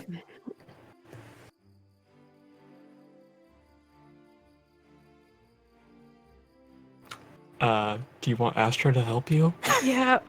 Yeah. Enhance ability and then guidance. This is like you're all inside of Oh no, the I same can't do both. So I enhance can't ability on you. Fucking do it. I hate it. I was always bad at. Oh, Astra, thank you. You got this. Just pats on the back. I'll get a fresh piece of paper. Try again. Yeah. What does enhance ability do? You get advantage on if it's a dex based, because I'm going to give you catch grace. So you have advantage on dexterity checks. So if it's dexterity to like mimic, is it dex plus proficiency? Okay. So yes, these tools? we're gonna have. Oh, okay. It's then now it wasn't 9. dexterity. Is it going to be a dexterity plus proficiency check? Is it going to be a DC 20 because you've already messed it up once? Yeah. Okay. I rolled an 18. Honey. I rolled an 18. Oh, I rolled an 18. Beautiful. 18. That's 18. That's plus your proficiency and then plus another, so you make it. It's over 20. yes. You wangle it. Little shit are going away forever. You are the Incredible. 20 now. You tip exit. You make it just look like paper. You go again. It's great. You've correctly forged this. How do you want to forge this? Astra, thank you so much. You fucking gem. Right. I think that we should have harp song as far away as fucking possible. I don't want the mind meldy dragon to be near us. Next to Giant's Might? I was next to Giant's Might. I thought next to Matchstick, because then if we can blow Matchstick up, and take out the freaky mind control one at the same time. I thought that might be a good plan. I was going to suggest we could put Steelwing in between Matchstick and Origami. Because if they've got to jump on other dragons, they jump on a Matchstick, it's going to be a bad day for them. Whereas they seem uniquely equipped to handle something made of paper. That's true. That's true. I might have something for Steelwing. You said that Steelwing was the dragon with a lot of like A lot of weapons. mechanical and like construct like pieces on it. Yep. Val is thinking about possibly the the use of the shatter spell on Steelwing. Okay. I'll roll for it. Do you want me to do like an investigation Nope. check? You know That would you know do your something? spell. Yeah, you know your own spell, and you know Okay. that it works better on constructs. Like you've studied this. Yeah, Yeah. that's fine. If we can put ourselves closer to Steelwing, I have something for it. I think having us in between Steelwing and Giant's Might would be a good idea because I Giant's agree. Might on one side because we've dealt with them already. So I reckon like if we have Giant's Might first, and then us, and then Steelwing, Yep. and then at the other end, We'll have and then like Paint Blot after because we know how to deal with Paint Blot. Yeah, that paint seems fair. blot. Yeah. So we'll put I Heart have Melon something in there. that could address that scenario if needed. I'm not sure why my accent changed. Spending too much time with dragon. No, that's it. You're as you're speaking, your dragon's head is through the window, and you're just stroking this dragon who you become so well acquainted with. You guys Hell are yeah. best pal. He's my Raise baby. your hand. Look, What is we the name named of him, our yeah. friend here? Oh, I have spent many nights thinking of name for him. His name is Eastrocorin. Is Night Fury in my Elvish tongue. Awesome. Night Fury. Incredible. Let's go. No. Hell yeah. Yes! He is I have waited all campaign to do that, Beth. I'm sorry. green. Screen, and I will not have it. There is no such thing as a Night Fury. It's a monstrous nightmare, or that. Oh, it's not even the right kind of dragon. Oh, Black dragon with red We stripes did go it. fast? We stressed Beth out. That's what they call it. I like It's Night called a Fury. monstrous night. Oh my god. Astra They name him telepathically a talks to toothless the daydream. dragon. They call him What a is your toothless name? daydream. They come up with a name for the Bethany. specific. I think Bethany. Seaforge should go next to Paint Blot because I think the Seaforge might be damp. That's a good plan. We also may want to put Mind Control Dragon next to Time Control Dragon. Let them duke out control of them have Mum. fun over there. Let them fuck around and find out. Yeah, So, yeah. as far away as possible from us is Harp Song and Clockwork. Yeah. And then we want Matchstick. And Origami, right? Matchstick and Origami. Yeah. I think that works perfect. Next to Origami Which origami be made of stone? and Stormblood. Plot twist. The dragon, I think the dragon and Twilight are the only ones that we haven't accounted for. The dragon, Twilight, Seaforge. You don't have. Isn't the Yes, we dragon do, a we giant do. airship with? Oh, yeah. sorry, you do have dragon. Yeah, Yeah. you. Sorry, that's my apology. let's- Yeah, you don't let's have put- Twilight and Seaforge. So Stormblood were right next to the airship. No, Stormblood are good at like cutting saddles, but the airship doesn't have saddles because the airship is an airship. So we shouldn't put those two next to each other. Right. So let's put the dragon after Seaforge. And then we wanted Clockwork next to Stormblood because they're good at... No, not Clockwork. We wanted Clockwork at the bottom. Oh my goodness. Harp What Song. am I missing? Clockwork and Harp Song together. Clockwork and Harpsong are at the other end. Sorry, I went from the top down and then the bottom up, and now I'm in the middle, and I can't remember which one. Twilight, that's the one. Paint Blot and Seaforge? Paint Okay, Blot and so Seaforge next to the each list other. that I got so far is Yes. Giant? Give me your. Okay. wait. Let me double check with everyone else first. Giants, us, Steelwing, Paint Blot, Seaforge, the Dragon, Twilight, Stormblood, Origami, Matchstick, Clockwork, Harp Song. Yep. Sounds good.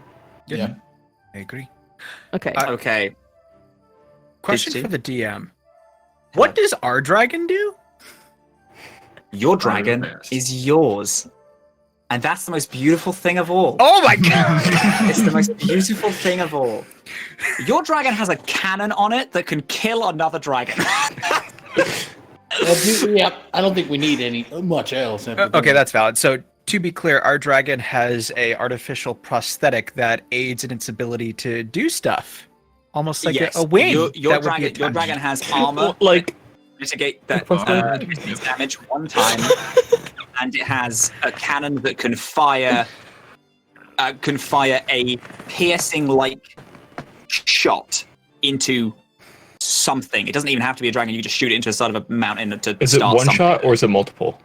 One. Okay. It's big though. Big. Yeah. Okay. My apologies, We have a Gan. harpoon. We have a harpoon with no rope at the end. Yeah. Giant smite. What's the name of the dragon, Beth? I hate all of you. It's Estracorin. Night Fury. Yep, that works. Steel Wing. Steel Wing. And then after that we have Paintblot, Seaforge, The Dragon, Twilight, Stormblood, Origami, Matchstick, Clockwork. Clockwork, Harp Song. and then Harp. Brilliant. Okie dokes. The day of the race. People in the stands cheering. There is a buzz. It is electric. It is an incredible feeling. Your adrenaline is so ready. Each team brings out their dragons. You just see that Twilight is this shimmering night sky of a dragon. Ethereal riders. You can see that, like, as you look into their into the dragon's skin, it just looks like the night sky. You see Seaforge, which is a dragon turtle, has its own little starting area, is sitting down huge onto a slipstream of water, which is still leading down your course that you are still going on. And it has its own little team. Inside of its shell, there's this huge like heat emanating off of it, as it seems to have this one cannon that explodes with fire. Everyone readies themselves. There's a silence that sweeps across everyone. No one makes a sound. Evers walks out into the front, and you see them, a small dot to you as you ready yourself, put their hand up. As they put their hand up, a small light flies up to the sky, and in the sky, poof, huge number 3 appears, and then 2, and then 1. As soon as it hits, it is like a 1,000 cannons fire as every dragon and shoots off. Can our dragon pilot make an immediate dragon roll to see where in the race you start? On my official Skull Splitter dice, I rolled a natural 20 plus 7 for 27! Boom, like a cannon. Wait, hold on, Snap. You have to say it the right way. Skull Splitter! That's the one. There we go. We did it. You immediately Question? gone out. Yes. Hello. Could I cutting words some of the other initiative rolls? You cannot interfere with dragons before the official Got race it. starts in terms of spells. Just wanted to check. I'm on that being a cheeky bitch train. Just wanted to see. No, I'm not the cheeky bitch train. I'm there as well. I'm fucking driving this motherfucker. For flavor, in Razorwind's head, the SWAT cat theme is playing as he goes. Hell yeah, no. It's immediate. You have trained. You know acceleration now. You, over the last week, have just been readying like, okay, 3, 2, 1. And you just share this instinct of go, and poof, you're off. First by miles, you blast as there is like this of different dragons, different spells being fired and shot. and you are on which is our first bout, our first leg of this race.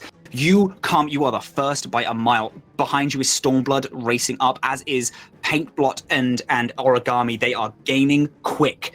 Are we going to go the quick pass? It is dangerous. You see a lot of riders as they turn slowly to gun it down the quick pass. Only one or two are just making down the safe pass. You have a very dangerous road if you go quick, and if you go safe, you have a very quiet road. Which one are we going down? Play it This is now safe. group. You're allowed to. Play it safe to start. I say we go quick. Dragon Rider has priority. Yep. And if everyone votes one thing and our Dragon Rider's like, no, fuck this, we're going quick, they're the one the dragon listens to, and they're the one that's going to move and flow with them. I'll vote for quick. Quick. All right, I'm happy. Quick. Out the gun. Going quick. You turn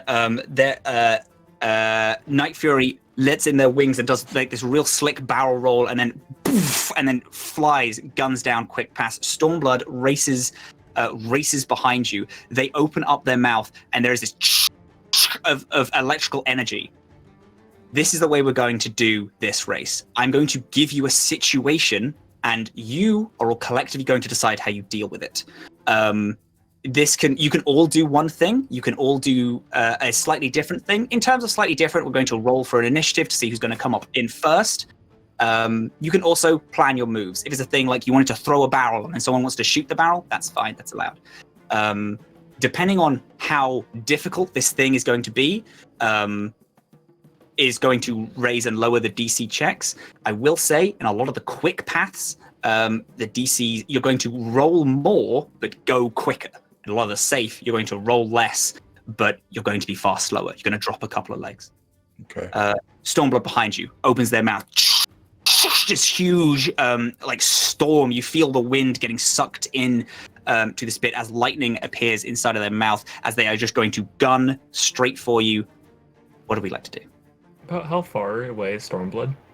Stormblood is about 70 foot away. You are fast. You are fast. Mm-hmm. You have properly gunned it. And this is like there are dragons that you know are quicker than you, but acceleration wise, just like 0 to 60, you guys have made it way quicker than anyone else. Okay. If no one else wants to do anything, Yeah.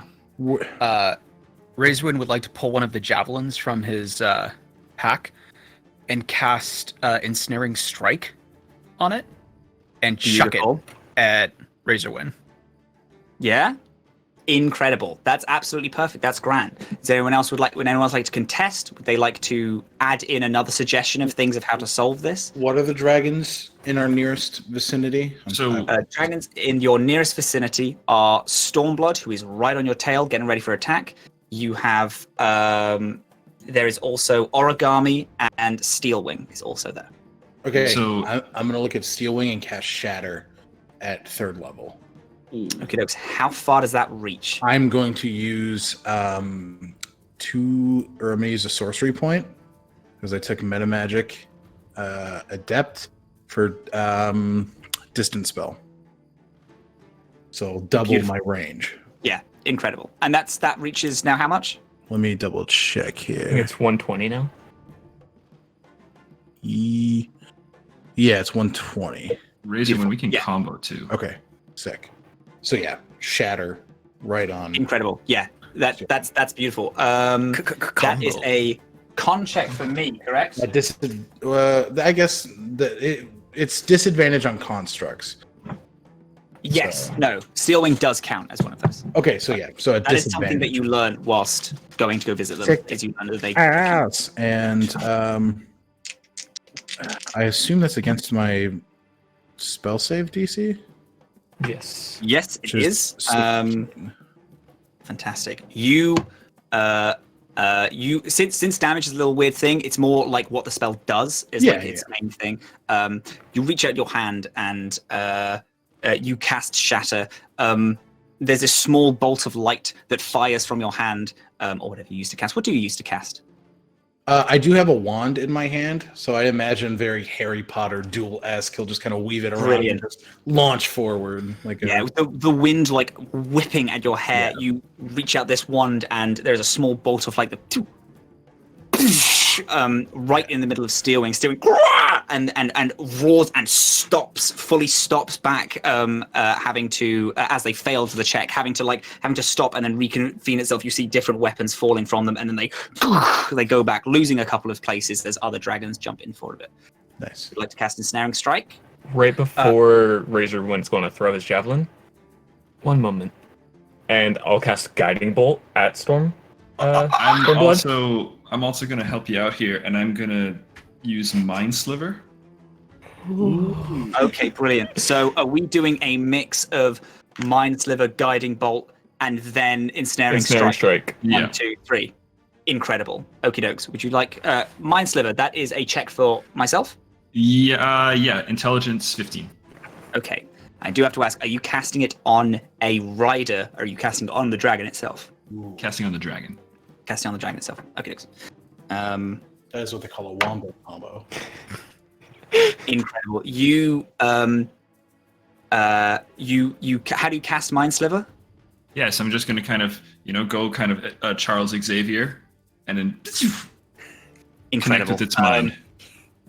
You connect with its mind, and you find you search through the weaves of the things that it's been thinking about. It is purely based on this race. Like, you can't really find a strand out of place. You find this one that's focused and locked on you. You snap it, and you see blood just like pierce the eye of the dragon as it roars a little, still on course, but you have knocked it slightly, and it is pissed, and it is slightly slowed, but still going for you. That did connect. That did hit. Nice. So yeah. It's So also that going to is subtract. It'll also subtract on its next saving throw too. incredible. Guiding bolt is about to go off as it's he's going. Sure. That is It's an attack You roll roll for me. for that? Yes. incredible. It is a DC of 20 to hit. 23. Fucking incredible. How are you casting this guiding bolt? So this black cloak with the white dots that he wears, some of the white dots just start to glow, and then this guiding bolt appears and launches out from it. Beautiful. These they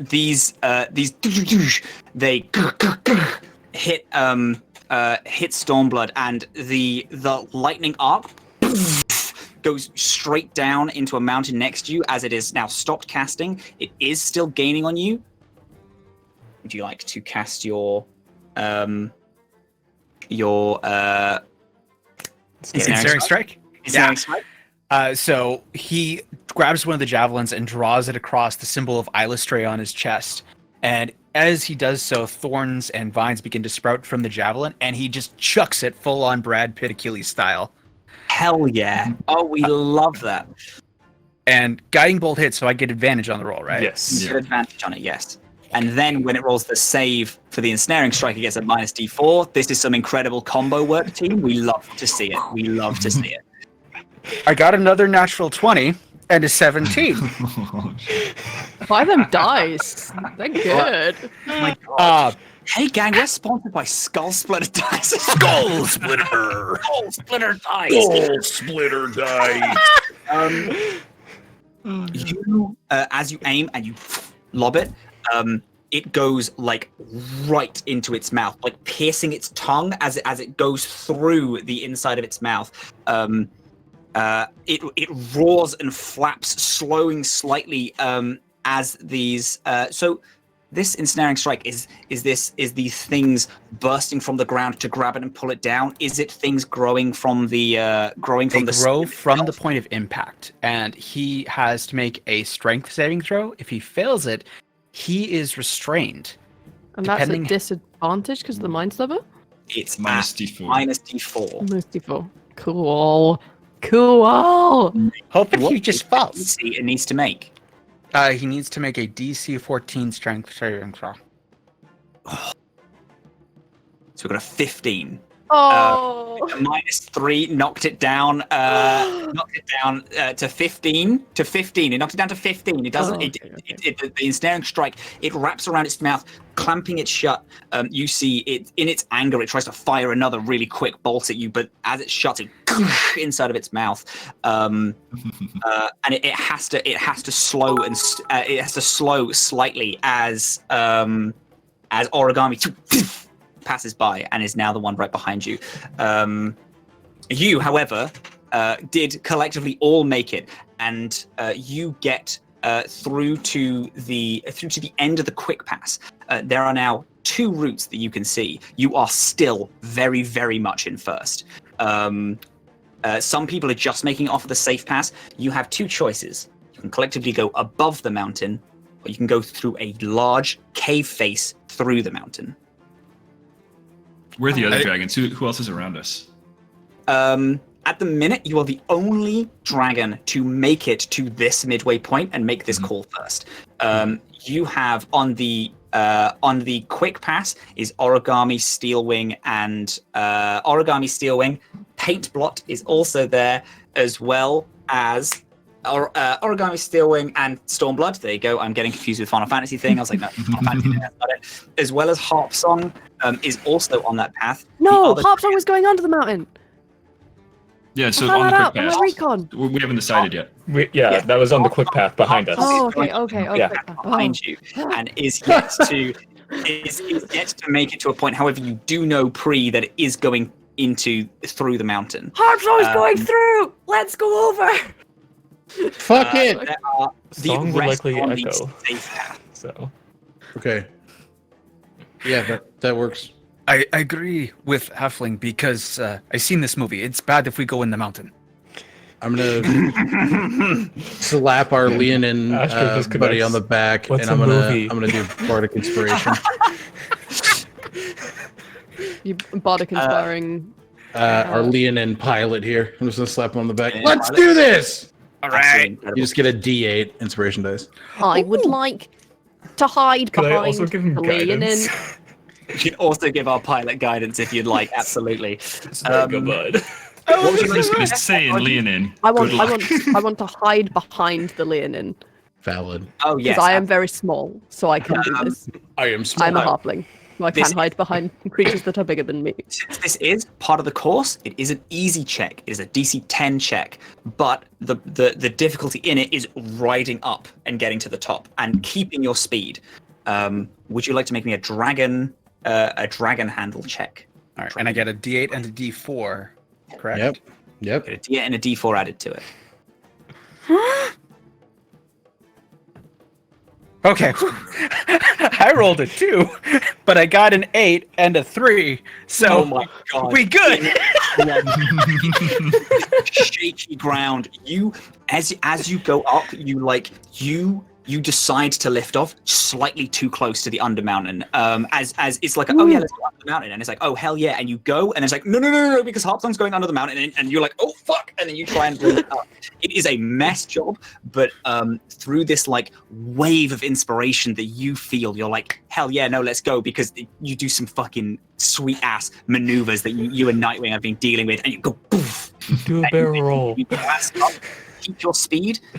And we move over to the Snowy Peaks. The Snowy Peaks, you have a second. You can breathe, and you get to, and you manage to get to this place first. You don't have to make a check in this opening leg. There is the safe path that you can see, and the quick path. You do. I know there's all there. You do, because you're allowed a little extra time because you made it first. You see that if you want to go to whatever the right holds, you are going to need to go on the quick path. You don't know what's on the quick path because you didn't study it. You don't know. But you know there's a straight shot that goes either forward or to the right, and there is a much longer route that seems to circumnavigate this weird mountain pass that you see in front of you. But unfortunately, that only goes forward. Where are we going? Staying quick while we're ahead. All right, yeah. Let's go quick let's path. go quick. Yep. Quick pass, beautiful. Quick path. All right, quick path. All right. Right, you go. You make it through. As you are going through, you see these shapes on the mountain, these shifting kind of white dots. And as you study them, you see hundreds of yetis gathering up large snowballs, and woof, you see like at least 5 just come right towards you. As you are flying through, you also see Origami just jump straight onto the inside of this mountain pass. All of these snowballs are pointed directly at you. You can assume if you get hit, you're going to get taken over. Do the I want snowballs bow look and like they're arrow a going snowball. straight up, or like up and then down at us? Is this where the snowballs going? Yeah. Are they going straight up? Yeah, are they just coming straight at the underbelly, or? You are very high up. They are just going directly at you, almost thrown from a cannonball. Okay. Catapult, sorry. I mean, cannonball also works. Both of them have single trajectories. Yes. As they all flying towards you. Beth, you said that you want to try and shoot a snowball with a thing. Okay, Yeah. Brilliant. I'll help you out with that. I'll go for an Eldritch Blast on a snowball. How many more snowballs are there? There are 5 snowballs. Great. So I'm going to use 3 charges of my Wand of Magic Missile, and I'm going to shoot the other 3. Fucking incredible. You these 3 just poof, poof, poof, all of them explode in a flurry of snow. Beth and David, I need you guys to roll an attack roll. It is a 12. It's a 12 to hit, AC of 12, each of these snowballs, and they have 1 health. As soon as you hit them, they're done. 23. 12. Nice. Beautiful. You shoo, and these 2 snowballs explode. You don't slow down as you hide again. No. You want to hide again? Yeah. Okay, you should think. Yeah, you slung yourself like neatly on top of this dragon. You hear this like fluttering of paper shooting through the sky. Origami is readying itself. As you look behind, you see that it is creating these paper spears that are all like appearing and circling around it. And they are just about to fire at you. You also have come to the turning point. Depending on where you want to go, you can turn right and go to wherever the right leads, or you can just keep heading forward. There's also Origami preparing an attack from behind you. How far away is Origami? Origami is about 60 foot away. Oh, perfect. Still quite far, but fast. Origami is quick. I'm going to try to cast Create Bonfire on Origami. Absolutely incredible. Let's go. Okie dokes. That is a check from me, is it? Yes, Dexterity 15. Incredible. Can I cutting words that check? Absolutely, you can. Okay, yes, so I roll a D8 then? Phenomenal. I believe so. I'm double checking. Yeah, I don't know how bards work. Would By the someone way, be able Astra's to saying make a we should go forward. Would Or- someone be able to make a perception check to see like what it looks like is up Okay. ahead that way? So Yes, yeah, you can try and spot what's what and what's where. subtract 7 from that Fuck. check. What a roll. What a roll. Beth, do you want me Okay, to So look what around? is the what Or- is Yeah, the someone DC? help me. Yeah, I'll 15. look. 15. Brilliant. Oh, this is going to be a hefty roll. Okay, so I need a. If it's -7 and it's 15, it means I need to roll with modifiers a 17 for this to hit. A 13. This bonfire, as you shoot out your hand, there's just this very confused, like there's a moment when nothing happens, and then a whole side of Origami just poof, poof, and just explodes with fire as the whole thing, its wings starts erupting in flame. It flaps, it flaps trying to put it out, but the more it puts it out, the more this ashen skin just turns to nothing, and it spins and hits 3 Yetis as it slams itself into the mountain, completely out of the race. One wing is not able to do anything. You would like to make a perception check? Astra did it since everyone else was already doing stuff. Yep, I absolutely. rolled an 18 and I got a +7, so that's 25. 25. What would you like? What would you like to spot? Would you like to? I'll let you pick one path, and I can tell you what's at the other end of it. I was going to look towards the path that I know says to summit, like the straight ahead path. Beautiful. So you know that this, since this is the summit, you're going to crest and see the other side of the mountain. You hear a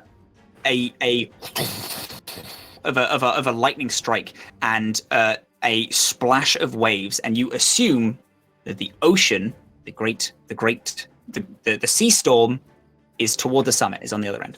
We want to go the other way then, because that's So more we wanna likely go to lead us to the straight. forest. Let's do that. So turn right. Because we've done mountain pass, we know under mountain or snow peaks, and so this is like Storm of the Sea or forest potentially, because we know the Hellmouth and Ruined City is last. So we don't want to go to the sea. Beautiful. I agree. Real quick for flavor, because I'm a big softie, control flame. I'd like to extinguish the fire in Origami as he plummets to the ground. That's valid. You do so, and you see Origami isn't. You notice as you there's like as soon as you click like that you want Nightwing to go toward land. You know that they've got it, and you look over and you see that Origami isn't hurt. Origami's fine. Origami's like a bit pissed. But they look up and you can see that they just like kind of like, yeah, cheers. They're a dragon made of paper. You can kind of assume that they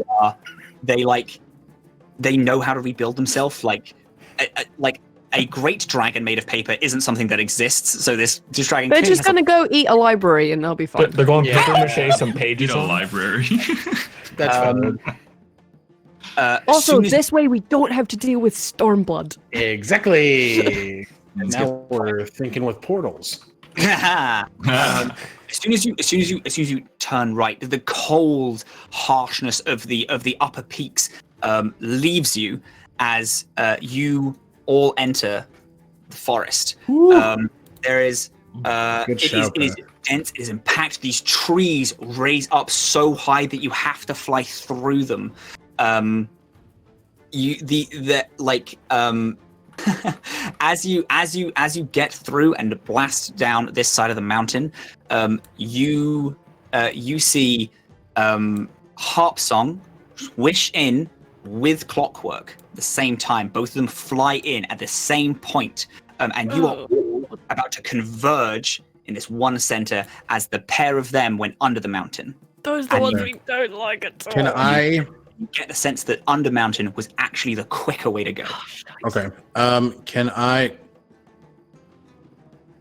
Does Clockwork seem to be a construct dragon as well? Or is this more like a metaphysical ability? It's more of a. Not You see that they have emblems of clockwork and things, but you can see that it's like an organic. Yeah. It's more organic, like. It's more of a metaphysical. They can control time. Okay. And they're behind us or in front of us? You are two paths about to converge. If you see the safe and quick path, exactly right there. You're all about to converge there. Fuck. Matt, Hi, Bunny. if I use all 4 charges of the Horn of Silent Alarm at once, would that confuse a musical dragon, do you think? Oh, that's a spicy little thing. You would like to overwhelm this dragon sonically. Yes. By using all 4 of its charges at once. All 4 charges, you want to just overwhelm it. Yeah, I just want to this Like how dragon. Toothless does in How to Train Your Dragon when he blows that big ball of fire and flies through it. You know what? I It's have never actually seen the film, so movie How to Train Your Dragon. Yeah. And we are going to exclusively use How to Train Your Dragon 1, 2, and 3 references, and also the Netflix TV show, of course, for the rest of the thing. Yes, TV show? You know what? Cartoon Network and Netflix had a TV show. There's There a you TV show. Yeah, There you go. I love wonderful it. book series as well. good book series too. Apparently, I who reads speak them? We're not Dragonese. nerds. Who reads the books? Who reads? We're not nerds, right? It's ridiculous. Yes, I love the idea. I love the thought process. Let's go. You can absolutely Okay. do it. I It was is like- going to be a check, though. Okay. It is okay. magical, but you know that you're going to need to play this in a certain way to overwhelm it. So I'm going to need a performance check. Bardic inspiration. You got this. Bless. Guidance. Everything. Bardic inspiration, bless, and guidance. What? I don't fuck around. Fucking Pim pulls out a horn, and everyone's like, I don't know what the fuck's going on, but yes, We're in. I love this. 10. I'm gonna blow this horn as hard as I possibly can, and no one will hear any sound. I'm gonna. This isn't good. What do I get for bardic inspiration and everything else? Because goddamn, I Bardic need it. inspiration is a D8. Also, a question to bounce Blessing off guidance this are 4s. distortion idea. Lesson guidance. Could I cast darkness on them to thus distort them even more? They're getting the auditory yucking. I want to do the visual. Auditory chucking. 14. That's with all the 14. things. Yeah, I rolled a 4. I'll say that's 4. Mm-hmm. You can 100% cast guidance. Yes, of course. Again, it will be a check to see where placement wise, because you're in the air. You're basically casting it in like a zone. So you Okay. can 100%. I will allow that. All right, I'll cast darkness. So I'm so sorry. You, Pim, get the horn, and you. Except no one hears that. Except no one hears it. It's Yeah, except the dragon. across the field, converging on this point. You see Harp Song whip its head to you, and then it opens its mouth, and one of its riders gets down and starts preparing a spell. So you failed the check, unfortunately, and you have been spotted. Whereas before you weren't a threat, but now you are encroaching on them, and they've spotted you and are readying something to do. You can go in the game. We have darkness to go. Yeah, so I'm going to cast darkness. And you said you wanted me to do an ability check with it? I would like you to do an ability check. I'm going to just have it just like a. You can just have like you can have a spell attack. You can have an arcana. It's mainly just like knowledge of how placement works in terms of in middle of air things. You know. Could I argue that as a bard, I've done a few air shows, maybe? You can absolutely argue that. Yeah. So can I use performance? You can't. Oh fuck. Yeah, let's go. Ooh. Hey, it's the curtain call. People have bowed, and you snapped a spell Alright. to cloak them in darkness. Yeah, let's go. Yeah. All right. Roll 20 for a 31. Fucking hell. You meant to say fuck you. 31. Mate, with a 31, you could do anything. If Beth rolled a 31 on mustard, this race would be over. You would have been a win. Like, that shit is so good. Oh my lord. Holy shit. Yes, let's go. You cast Putting this one darkness. away. It turns to you. The rider grabs their horn, swings round, ready to cast. Before they put their foot on the second foothold that they need to cast Gust inside, darkness pops, and they can't see, and they slip, and you see someone just fall out of the other side of darkness. And at the other end, you see Harp Song fly out, and there is now one rider shorter as the wisdom, like the charm spell they were just about to cast couldn't possibly go off because you cast darkness. Incredible. You do, however, all make it to this one point. Where are we going? Quick, safe. Quick path, right? Which way are they going? They are all going quick. Oh, okay. Quick. Real quick. I Does think we Clockwork should have Real armor quick? on? Does Clockwork? Have armor. Yes, in a sense, yeah, they do. You Like see gears metal and stuff. plates. Or heat metal. Yep. Okay, yeah, hell yeah, no trouble at all. Roll me. What is heat metal? Which one is it? Heat Isn't heat metal, metal a touch? is... Con save? No, it's within 60 feet. Oh shit. It Okay. is... It just goes. It goes. It goes. Any creature in physical contact takes 2d8 fire damage when I cast a spell. Hell and yeah. On every other turn, I could do a bonus action to redo the fire damage. Incredible.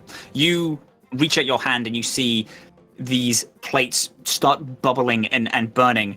As the dragon yells out in pain, the riders immediately try to make a check to pull the armor off. As they rush to the aid, they are not able to do it. The wing is burning and it slows down a bit too much. As you blast into the quick path, everything boom, and you're pulled back almost immediately as Clockwork pulls everything back to the point that it needed to make the check. And I'm going to make the check again to see if I make it. You unfortunately do not get the spell slot back. Of course, this thing is still going on. Yeah. We love that shit. As it pulls it back, you hear a roar, commanding roar. Its riders then, like, reversing back to the bit. You see them pull it off perfectly and immediately pull all the armor off. Being able to, as its armor falls down and clanks, and Clockwork is still in the race, but it has used its little time jump thing. So it's not going to be able to use it for this map. I'm saying it's going to take you about a minute to get through. You're all blasting through the quick path. As you pass, as you are flying through, two beasts hot on your tail. You are first. You have been first this whole time. They want to take you out. There are also thousands of webs laid out in front of you, and there are these giant spiders.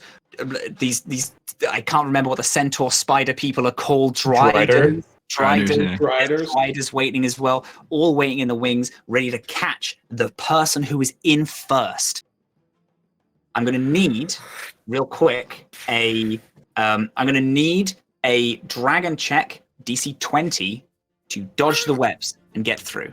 Bardic inspiration. Bardic inspiration, pump everything into him. Can I help by, like, standing in front, like, rapier and dagger out, like... Yeah. Absolutely. Can I identify the rider, or who's the dragon rider over on Clockwork behind us? Yes, you absolutely can. Okie dokes. So you're going to do the intelligence sight-based things before we're going to reveal the dragon roll. So yes, if you would like to roll me a just base perception, see if you can see it. Yeah, sure. I took a picture. Because you're not going to believe me. Yeah! I'm not a 20, dude. No. It's a 19, but, you know. Oh. That's a 12. Hey, listen, respect. Beautiful. 12. What are you trying to discern about the fight? I was just trying to see, identify which one it is, or who's in control, or because I'm suspecting he's going to make a check. He's going to also have to do some fancy navigating here too, right? Oh, they definitely are now.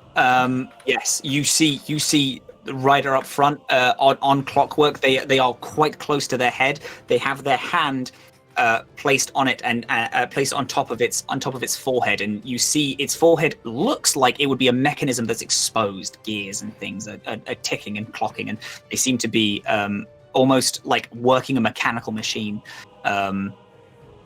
Okay, you got a 19 plus 7. You got 26. Plus 6, plus 3 from the Bardic inspirations I got. Fucking hell! You are shooting toward this web. You like raise up a bit. You stop slightly, billow your wings to just jump a small leap up. You lose a tad of speed, but it's nothing in comparison to how much you would have lost. It was a masterful move. You you almost get tangled in other webs as Pim just like ripping out webs as you go. Then Clockwork, who is shooting toward this, is also going to have to make a check now. I whisper to Night Fury, I am a leaf on the wind. No, don't do that! You can do it for that! That doesn't end great for him, but... Everyone else is fine. Did get a natural 20 in also seeing your move, also woof, knowing that it's like if they make this, they can't reverse time and they can't fuck up again. You see the head rider pull their hand back, and as they do, there's like these wires connecting it to Clockwork's head. Clockwork, poof, exact same move, almost like mirror copying you. Like they have literally copied you perfectly. Flies, zhoof, sweeps over. Pimmin is definitely going to rude hand gesture at them for that. Can I cast command and tell Clockwork to land? I would literally love it if you did do that. Yes. That would be so sick. Let's go. I would love nothing more. I would literally love nothing more. That sounds Wisdom brilliant. saving throw, DC 14. Cutting words. Beautiful. Let's mind sliver that too then. Mind sliver it? Absolutely. Let's mind sliver it too. So I need to make a check for mind sliver first. Yes. Yeah. Subtract 6 from the cutting words. For mind sliver or Intelligence for? So For do I? command, are you Do I doing that? subtract? I just subtract 6, right?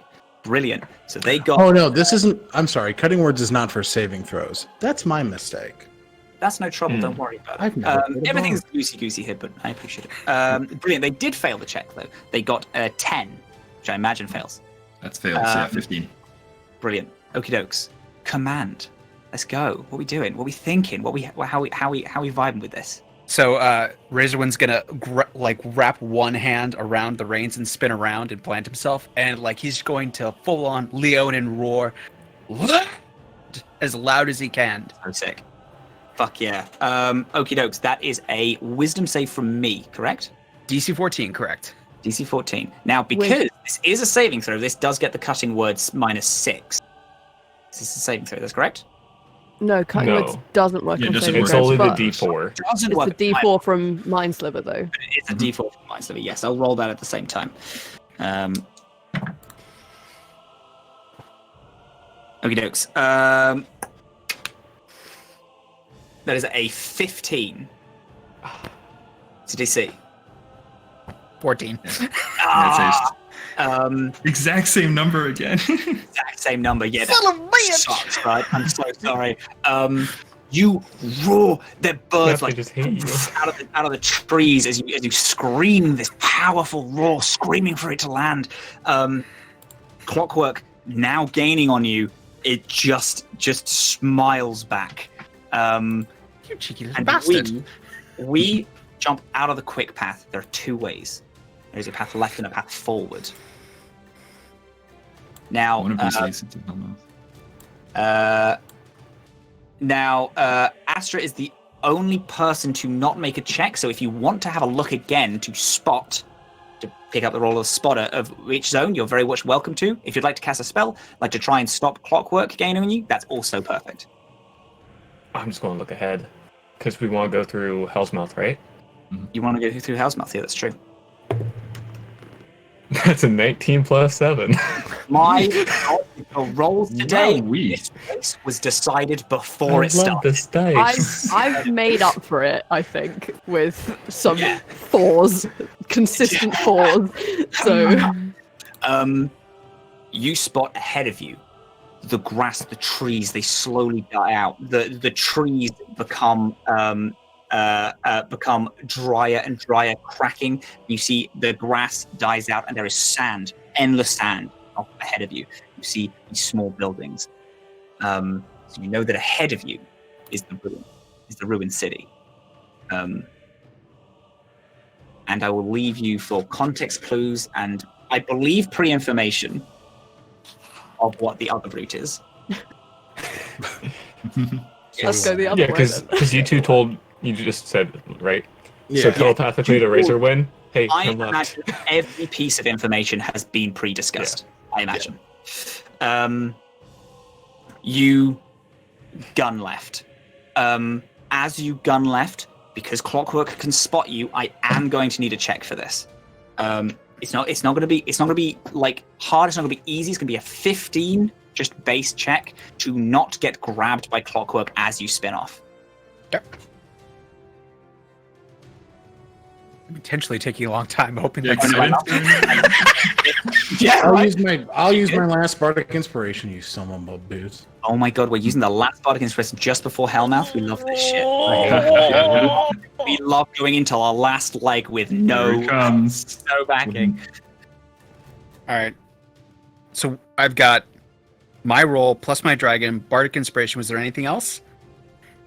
I would give you guidance, but I just did the perception check, so I don't know. Perception. I will say, because Bardic Inspiration is bonus action and everyone else has specifically done stuff, Pim is allowed to do something in some regard, because Pim only cut the things back, but everyone has just very recently done something. Yeah.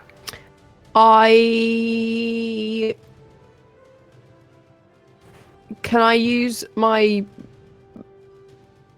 bonus action to hide and then try and snipe the... Shut up, I'm a rogue! Yeah, and then I would like to try and snipe Clockwork's rider. Yes. Beautiful, yeah. I know it's not going to directly help this roll. I mean, kind of, No. no, because Clockwork's trying to grab us, so... Yeah, absolutely, it might do, and it also might help you later as well. Yes, of course. You're very able to fire an arrow off into Clockwork's rider. With advantage because I'm hiding? Okay, can you give me a stealth check? Because you're on the back of a dragon, you're not particularly... I can hide behind people who are the same size as me, who are larger than me, because I'm a halfling. There's plenty of people to hide behind. Hey, right? I'll switch it up. You immediately make the stealth. You have to stand up out of your harness and walk across a dragon going fucking fast. You need to make me a dex check. I'm going to be super honest. If you get below 5, you are off this dragon. Dex acrobatics? Yes, let's go with that. I'm going to say it's a 12 because you're small. Low body mass. You fucking loser. Did you get under 5? I rolled a 2. Oh my god. Oh no! Wait, with your bonuses? +9! I'm well off! Oh, Wait, no. Overall under 5, Plus- hun. You're good. Oh, Yeah, you're good. no, Yeah. I rolled an 11. Because I have +9 for acrobatics checks. Jesus! Oh, you're fine. You're fine. Fail. Okay. So nippy. Don't worry about it. That's so chill. You stand. The wind's like as soon as you unbuckle, the wind hits you immediately, and you move back a couple paces, and you're able to grab back on, and then you slowly crawl forward, and you are able to hide behind a party member of your choice. Yeah. I am the sacrifice for your 20s. That's what's happened here. That's what's happening right I'm now. sorry, I'll stop. I feel like because of all of the shooting backwards that's going, it's probably it's probably either Val or Mickey that I'm hiding behind, because I imagine the other two, Perceptive and Riders, are quite up the front. I imagine the pilot and the spotter are quite Towards the busy. I'm just on Razorwind's back, just patting him on the shoulder. You got this. You got this. Yeah. All right, so snipey time. Oh, shoof. Oh my god. Oh, she's fucking Menti. Incredible. Are we hitting the rider or are we hitting Clockwork themselves? The pilot. The pilot. Yeah, of Clockwork. The pilot. I am gonna need a lot of d6s. Give me 2 Sneak seconds. attack. Oh no! God, where's my d? Oh my god! I Does did this not affect dice. the DC I have to roll at all? Or is it still 15? Yes, 100% it's going to lower the DC. It's thank also- God. So it's going to lower the DC. It's not going to lower the DC by much, but what it is going to do is it's going to... Clockwork is still in the race, but its checks are going to have no bonuses to them because its rider is gone. So it's way better. It is a thing that is going to pay off in this final stretch, probably more than it's going to pay off now. Okay. Okay, It's a difficult checks and shit. Go for it. 76 damage. Let's have a look. I'm sorry, did you say fireball? This is one incredible arrow. This shit is insane. 25 points of damage. Oh my god. You turn and launch this arrow. The speed that you're going, the speed that you have launched it basically stays in place. You make a thing perfectly, anyone that's watching is they shot that arrow perfectly still. This rider, as they fly up, they're right in the chest and they fall off. Clockwork is slightly just uncontrolled. As they go to bite, the DC is lowered from a 15 to a 12. Is it meets it beats it? Meets it beats it. It's meets it beats it, pal.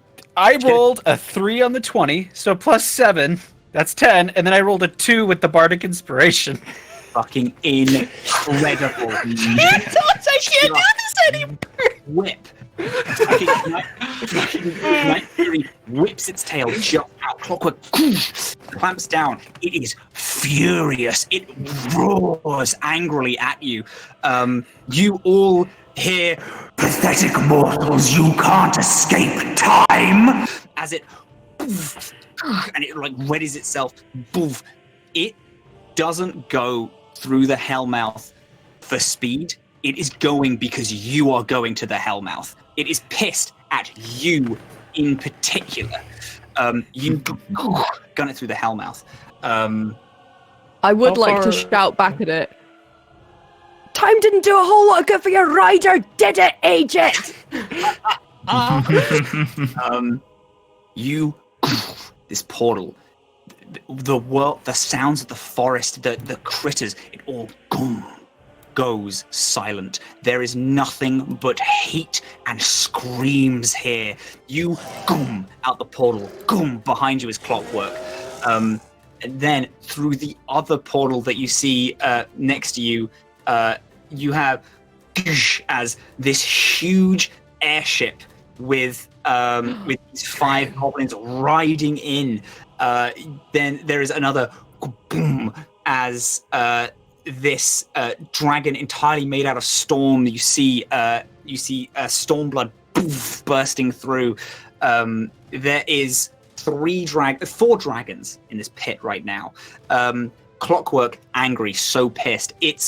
You know, because you've been counting, a minute has gone by. You hear this as you can sense time has restored itself inside of it, and it can use its fail check thing again.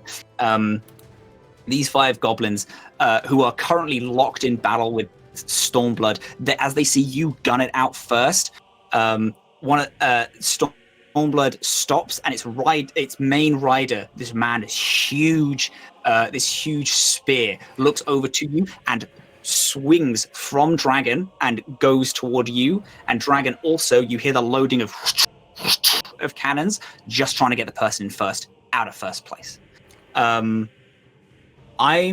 We are going to have another Dragon Rider check to see where in this small bout of 4 we are going to land. Oh, 11 plus 7, 18. Beautiful. You cleanly, as this of a cannon, you spin, dodge it, and you still manage to come out on first. Stormblood is right behind you. Clockwork is gaining on you, going up, just flying slightly above a volcano, losing some speed. And you see that the dragon is now is attaching a harpoon attached to a rope and is aiming it directly at you, and they're going to fire it.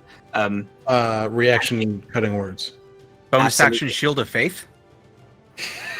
But yes, incredible.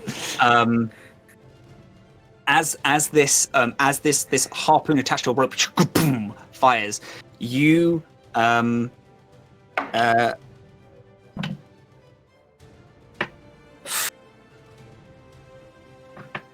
it's not only you guys getting nat 20s today. It's an 8 on the cutting words. There is still a cutting words coming. It's an 8. It's a whole 8. What's our dragon's AC? He has the armor. He can nullify one thing. One attack. Yeah. No, we can nullify all of the damage. You can damage mitigate one entire thing. Once we know if it hits. It will always be the first attack. Okay. Okay, so I tell you what, Alec, I will say a nat 20 always hits. Oh yeah, for sure. No matter what. Sure. Would you like to keep your cutting words, or would you like to? You're very welcome to use it if you want to use the honor system that way. You did, however, say after I said nat 20, I'll allow you to keep it. I used it. and this shield of faith, boom, goes up. You see this shimmering light all around Nightwing as Nightwing goes out. And there are these cutting words to this goblin who fires, and then immediately is like, this one harpoon, and it seems just for a second that it dodges, and then there's Night Fury screams in agony as you all are pulled suddenly to almost an entire stop as this harpoon goes through the wing and attaches itself. I would like you all to make a dex or strength, essentially a grapple check, to see if you are thrown off, knocked in a weird way as the dragon saving throws or saving throws. Yeah. Quick question. My fighting style is interception. Can I do that? Interception is. Remember what interception is? When a creature you can see hits a target other than you within 5 feet of you, with an attack, you can use your reaction to reduce the damage the target takes by 1d10 plus 3 to a minimum of 0 damage. You must be wielding We already a shield. negated all the damage, I think, damage because was of our. done, but it already hit. I tell you what, though. Tell you what. If this is the thing that you do, if you want, we can say that instead you cut the rope. So you are no longer being held back, but you did take a heavy just moment in time as you are all very close to one another. Is that if not, that's no trouble at all. We'll say That's fine. It just burns reaction. I'm cool with it. Yeah. Burns reaction, absolutely brilliant. And do you still want those checks? I absolutely do. Yes, as you are still stopped and Not thrown 20 for a 26. absolutely fucking. I was gonna say stable. Yeah. Essentially a what kind grapple of check? check. It's essentially a grapple check, so it's a strength check or a dexterity check. You can use whichever one you like. So athletics Ooh, are is it a saving throw? Save, 20. a dex save or a strength save. Dirty 20, beautiful. Yeah. You have a nat 20. 15, 11. 11. Interesting. Don't say that. It's lava below us, man. No, I rolled an 8. Shit. There is as everything, like you're spotting, you are trying to spot where dangers are and what is happening, and you, in this moment, as this harpoon hits it, you kind of look at the danger and you're like, it's the harpoon is the danger, and it boom goes in, and as you're doing it, you're like, oh fuck, and you get up slightly since you've been watching this harpoon. As you get up and the dragon just full stops, you get flung from your seat, and you tumble down the dragon. I would like you to make a dex save as you grab onto the wing in an effort to not entirely fall off. Can I help because I rolled a nat 20 on the previous one? Can I? You don't need to. You can jump. What'd you get? Nat 20. Hey! Yeah. You tumble down the side of the wing, you grab on, and then you very easily just whoop, without Night Fury losing any speed at all, you jump up and run down back to your seat, and you are able to steady yourself. Stormwing does use this moment to poof, shoot right past you. Stormwing is now in front as you completely stopped. The dragon and Clockwork are right next to you. The three of you are parallel. You are getting very close. Stormblood is only 30 foot ahead of you, so he's very, very close. But that is the current order. You then... Are we in the middle then, between the other two? Or? You are. You're essentially in the middle of a triangle. Then there is another dragon comes through the portal. You see a large dragon, red. Its scales are weird and coarse, and you see Matchstick fly through. We gotta get out of here What first. would you like to do? All right. So there's the two dragons on either side, or kind of. It is facing us. you, Pirate, Clockwork, Stormblood, and then Matchstick has just entered the portal. You are all about 60 foot. You are 60 foot completely apart. Like 30, 30, 30, 60. I'm going to turn to my friends and I'm going to say, All right. Now all of you keep looking forward. And I'm going to hold up my hands and kind of rip through space and time above us, creating a giant black surface upon which you will start to see colors that shine in and out and Hypnotic weave. pattern. Nice. And I'm going to create the Windows Media Player image as hypnotic pattern shows up. Nice. Incredible move here. That is the best description of hypnotic pattern I've ever seen. We love that. Incredible.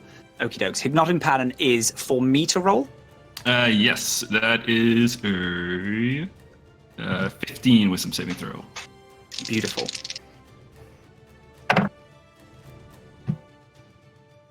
Hey, so I have so this is no joke. This dice inside has a 4-leaf clover in the middle of it. This D20, it has rolled nat 20 3 times in a row. That shit is absolutely amazing. Bastard. Is You no- bastard. Some of a Hypnotic pattern does what now? Does it daze stun? Yeah, so let's see. I create a twisting pattern of colors that weaves through the air inside a 30-foot cube within range. The pattern appears for a moment. Each creature in the area who sees the pattern must make a wisdom saving throw. On a failed save, the creature becomes charmed for the duration. While charmed, the creature is incapacitated and has a speed of 0. Incredible. Incredible. As this goes off, you see the dragon. Like all of these goblins look up, and they all point and they gaze. And they're like, "Oh my god, this is so great! Oh holy shit, we got to go tell the gang." And it kind of courses a little, but very much slows. Clockwork also looks up. Their eyes, like the pupils grow full black as they're like, "Oh my god," like a cat. However, as you see that, one of the other riders slams their hand on it, and then time and goes back and So- they try and save again. Go on. Seeing that I've seen this before, and I know it's this kind of magical effect, can I counterspell? You absolutely can. Yes, because I fucking love that shit. That is incredible. It is a 7th level spell. 7th, we're gonna say. That's the power of it. It is a dragon That's fair. changing time. This shit is tough. So it's a 17 DC. It's a 17 DC to make it. But if you make it, Clockwork's done. They stop. They stop moving. I rolled a 3. You Unfortunate. Your reactions, You're out. that's not a problem. There's nothing wrong with that. You reach out your hand at just before you say the last section of your spell, the words just come, like they fall back into your mouth and through your throat as they just clinched the moment to reverse time. They reverse, and they're going to make the check again. Is it a check? They need to make a check. It's a Yeah. save. Cutting It's a wood. save. Save. Check or save. Save for this. It's safe. So wisdom saving throw. Oh, no. Saving throws a 15. Wisdom. They do make it. This time they make it. They spot it and they look down. They look down at and ignore the hypnotic pattern completely. However, the pirate ship, the dragon, is completely stomped and just out of the race as Stormblood and Clockwork are they're flying free. They're loving life. What about Stick was 60 foot away, which I don't okay, believe. Matchstick still for the back. Okay, cool. Yeah. Clockwork is then roars deeply and is going to go to slam into you to try and just get you to be knocked off the path.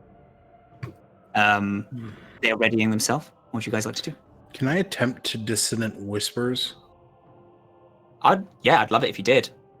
Okay, so it has to make a wisdom saving throw. Okay, DC is 16. they fail it. Okay, so they have to use their reaction to get as far away from us. And I'm going to say, you better move back as quickly as possible. Fuck. They rear back in an effort to slam themselves in. As they rear, you speak this spell into its mind, and it, instead of like using its wings to like barrel in, it uses it to just fully stop, and it's stuck in place. Matchstick at this point is on your tail. Matchstick is 30 foot away. Stormblood is also 30 foot away. You are now a direct line. What are we going to do? Val's just going to, do we shoot Matchstick? Ride the blast forward. Deal with that. Astra's going to bonus action use Starry Form, form of the archer. So this bow made out of light just appears, and they're going to try to shoot the pilot of Stormblood. Beautiful. Yeah, let's go. Let's roll it. Okay. It is. Hold on, let me make sure it's the right thing. Is that an attack roll? It's a ranged spell attack, so I get to use my spellcasting modifier. Okay. Beautiful. Blessings upon you, my child. Bless. Oh, That's very good. D4. I tell you what, for other things, can you use Bless for spell saves? Would you like to hit the other two people that you cast Bless on? Bless... Oh, up to 3 creatures. Attack rolls or saving throws. I bless all of my children. All of them. Beautiful. We don't all fit. That's a 25 to hit. Yeah. So are you're hitting the driver, the pilot? The pilot. The pilot. The pilot's the one that can, right? They are not the pilot. They are the Stormblood. leader. They are not the pilot on Stormblood. Okay. They are another thing entirely. You get this arrow made entirely of starlight. You fire it off. The arrow that flies as it flings itself forward. It seems to just like there just seems to be this one point, which is just nighttime, and it hits the shoulder. Stormblood, as like the reaction and the reins made it pull. It swings slightly and is now at the side of you. So it is now Stormblood, you, and it is Matchstick.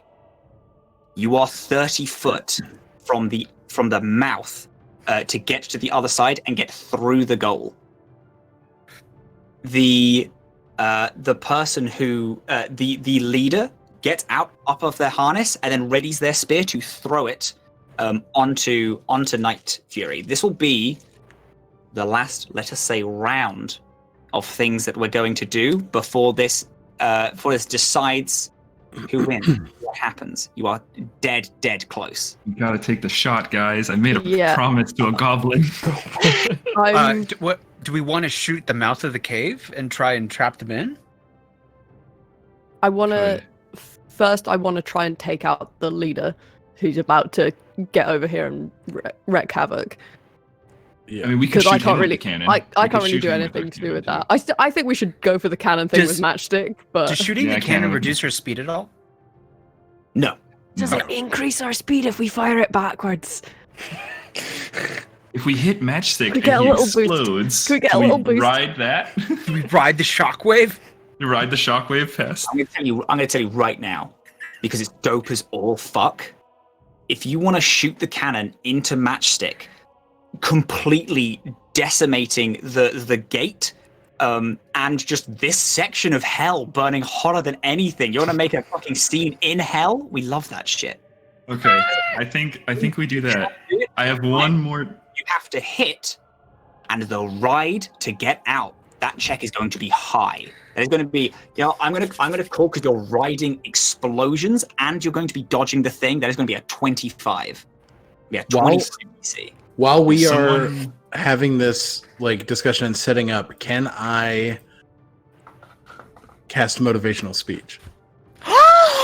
Yes. What is your speech? What are we saying? Bud. So, for the duration, affected creature gains 5 temporary hit points, have advantage on wisdom saving throws. Oh, it's just advantage on the next attack. No.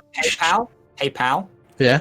I fucking love this shit. If you want to give an inspirational speech and you can give both of them advantage for both the shot and the ride out, I fucking love it. I do want to know what your inspirational speech is. Val's gonna put his wand of magic messages up in the air and just loose the rest of the charges. All right, now I did not come here to fucking lose. He's gonna point at Pim. You made a promise to Mustard. No, Mike. I didn't. Fuck it. Yes, you did. We're doing this. You made a promise to another goblin, right? I did. Right. Okay. Look, that guy behind us. Fuck him. That guy in front of us. Fuck him too. We're going to ride the lightning, and we're gonna make it there. Or else I am not making it to tomorrow. You understand me? We are fucking doing this. We're doing it right. Lightning. Let's fucking ride the lightning. Gang, let's ride the fucking lightning. I love it so much! Was I blessed on attack rolls? Yes. You are blessed on attack rolls, yes. So I want to try and take out the leader who's about to, like, fucking whip onto us first before we ride the lightning. I can help you out there, too.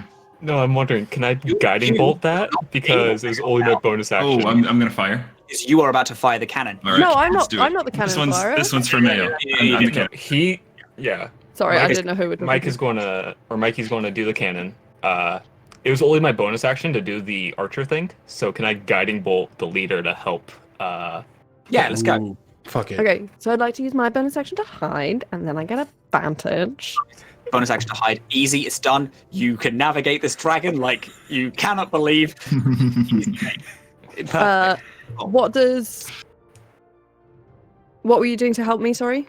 Guiding bolt, it was going to give you advantage anyway. Oh, okay, cool. Guiding bolt backwards. Guiding bolt matchstick. Guiding bolt matchstick instead? Guiding bolt matchstick. I get advantage. Okay. I can hide. I'll do that then. With how I've been rolling, I'll need it. Yeah, I'll guiding bolt matchstick so that way you have advantage on the cannon thing. Perfect. So I have a D4 because I'm blessed, right? Yes. I blessed Beth, I blessed you, and I blessed Zen. Okay. So then you would have the D4. Incredible. Brilliant. So all of you get a +4 to these rolls because of the bless.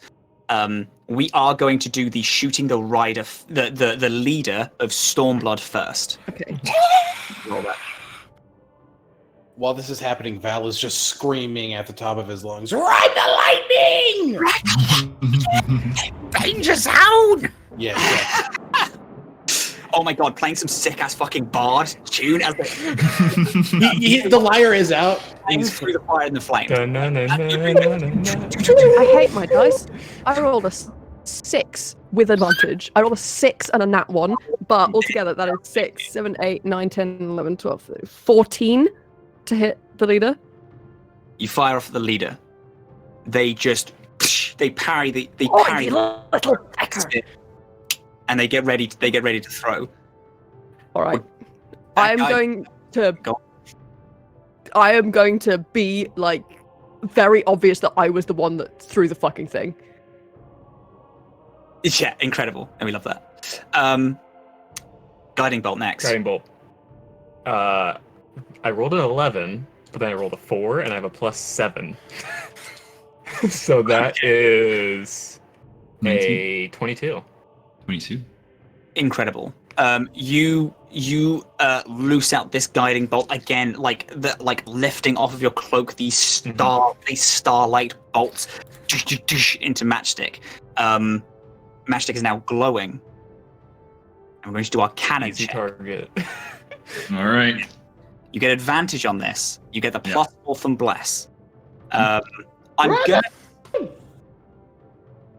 going to lower the DC that you need because of the inspirational speech. Because the inspirational speech initially gives you lightning. It gives you advantage as well. We're not doing double advantage. So this is going to be a DC very close behind you. It was literally built for this. A DC 10 super clean shot. You're going to use a ranged attack. Okay. Just a ranged attack for it. All right, guys. Here we go. There's a 19 natural in there. With a +2 from the bless. For 21 +2. 22. You get on the Mayo cannon. You there's this bolt fires slides down the neck. There's this spark, and then it hits this shield generator that is on, that protects these people from the matchstick explosion. There is everything. Hell goes completely black as everything goes boom. And blue flame erupts, slowly lighting everything around you. You see the gate in front of you. Stormwing, the leader, turns and looks as there's this Nova-esque explosion coming out. I need a DC 25 check to make sure you get out the gate. With advantage. With advantage. Come on. We've been rolling 20s all night, my guy. Let's go.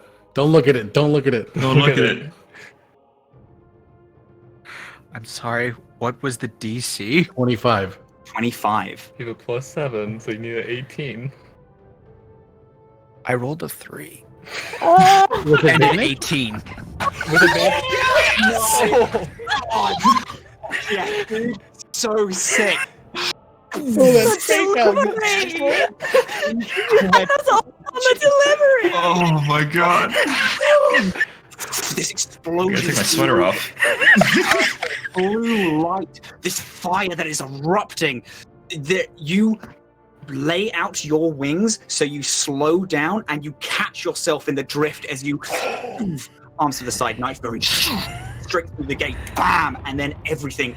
Poof. As you get through, there's this huge explosion of blue fire. The gate behind you poof, explodes out, crumbles away, and you poof, pass the finish line. There is crowds, hundreds, thousands of people, all screaming, cheering, losing their fucking mind. As you only slightly singed. The fucking in first from the start, nothing stopped them. The incredible newcomers come through. Congratulations! You hear this yell and you see Eva float towards you, their huge cloak billowing behind them. To our new Dragon Rider champions! The crowd, yeah! You take your trophy. You get a platinum ingot worth 30,000 gold. We're going to end our session there. Congratulations, everyone. Oh my god! Right there at the end, an absolute incredible display. Everyone. Nicely fucking done. That is I do just want to say, I would like to dip kiss Mustard in front of everyone. Oh, you do. Thank yeah, you. absolutely. Mustard comes up, you dip kiss, and afterwards, Mustard's like, I know what you did, you know. I'll just wait. Astro just fires 9 guiding bolts up into the air as fireworks. Yes, incredible. This firework. Yeah. Thank you, gang.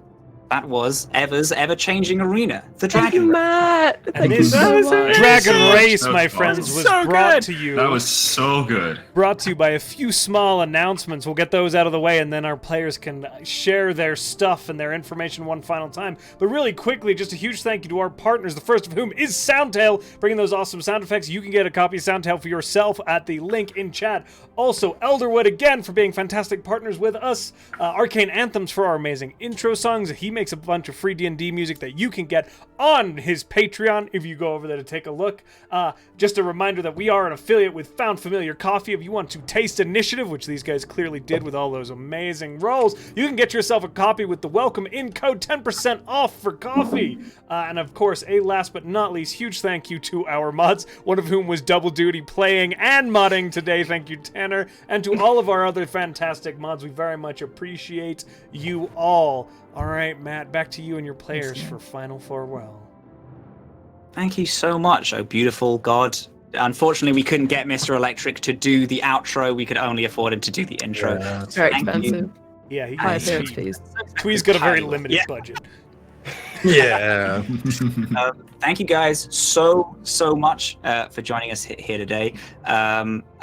If you'd like to, I'm going to actually, you know what? Let's not do me first. Let's do everyone else.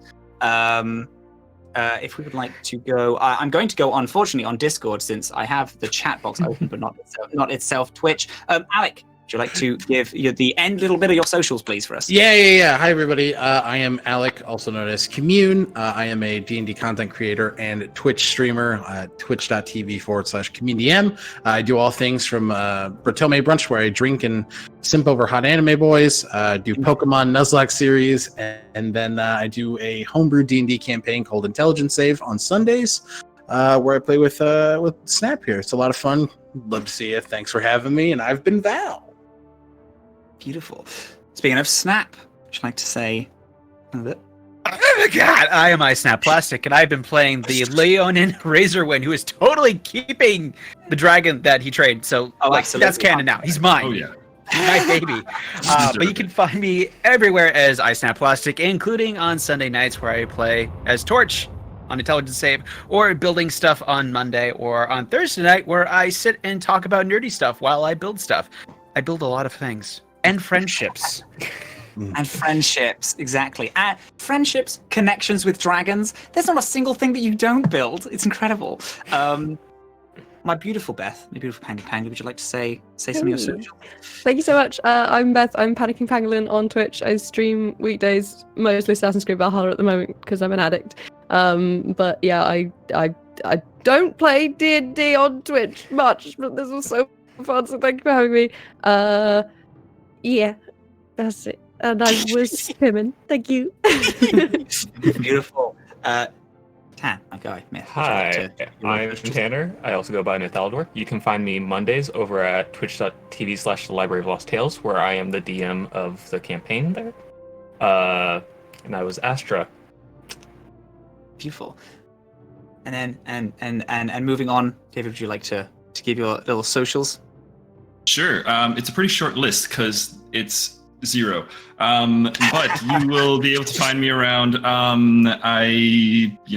Happy to be here. It was awesome. It was a fucking honor, mate. It was an honor having you here. Thank you so much. And I have been, I'm Matt, Captain Krail. I stream most of the time. I stream Mondays through Thursdays on my Twitch. It's a variety gaming stream channel, but I have like about 2 hours up front where I just vamp and talk about things. 90% of the time I talk about D&D. I also make appearances here. However, when I am here, I play. Just like on the 25th, Alec. Hey, bud. We are playing in a game where last session, if anyone's seen me before, I played a goblin. I have a type, by the way. I played a goblin pirate. This goblin pirate and their crew are going to be back on the 25th. Was Alec DMing again, or Commune. With our guest, with all the people that was there before. But yes, that's where you can find me. I'm Captain Krail on most social media, but if you go onto the Twitch, it links to everything else that is there. Yes, thank you all so much for having me. This is my first little DM on the welcome in. I appreciate it so much. So guys all had fun. amazing. So good. Oh, So God. good. It's only as good as the fucking incredible plays that you guys were making. I have never seen so many nat 20s. That shit is barbaric.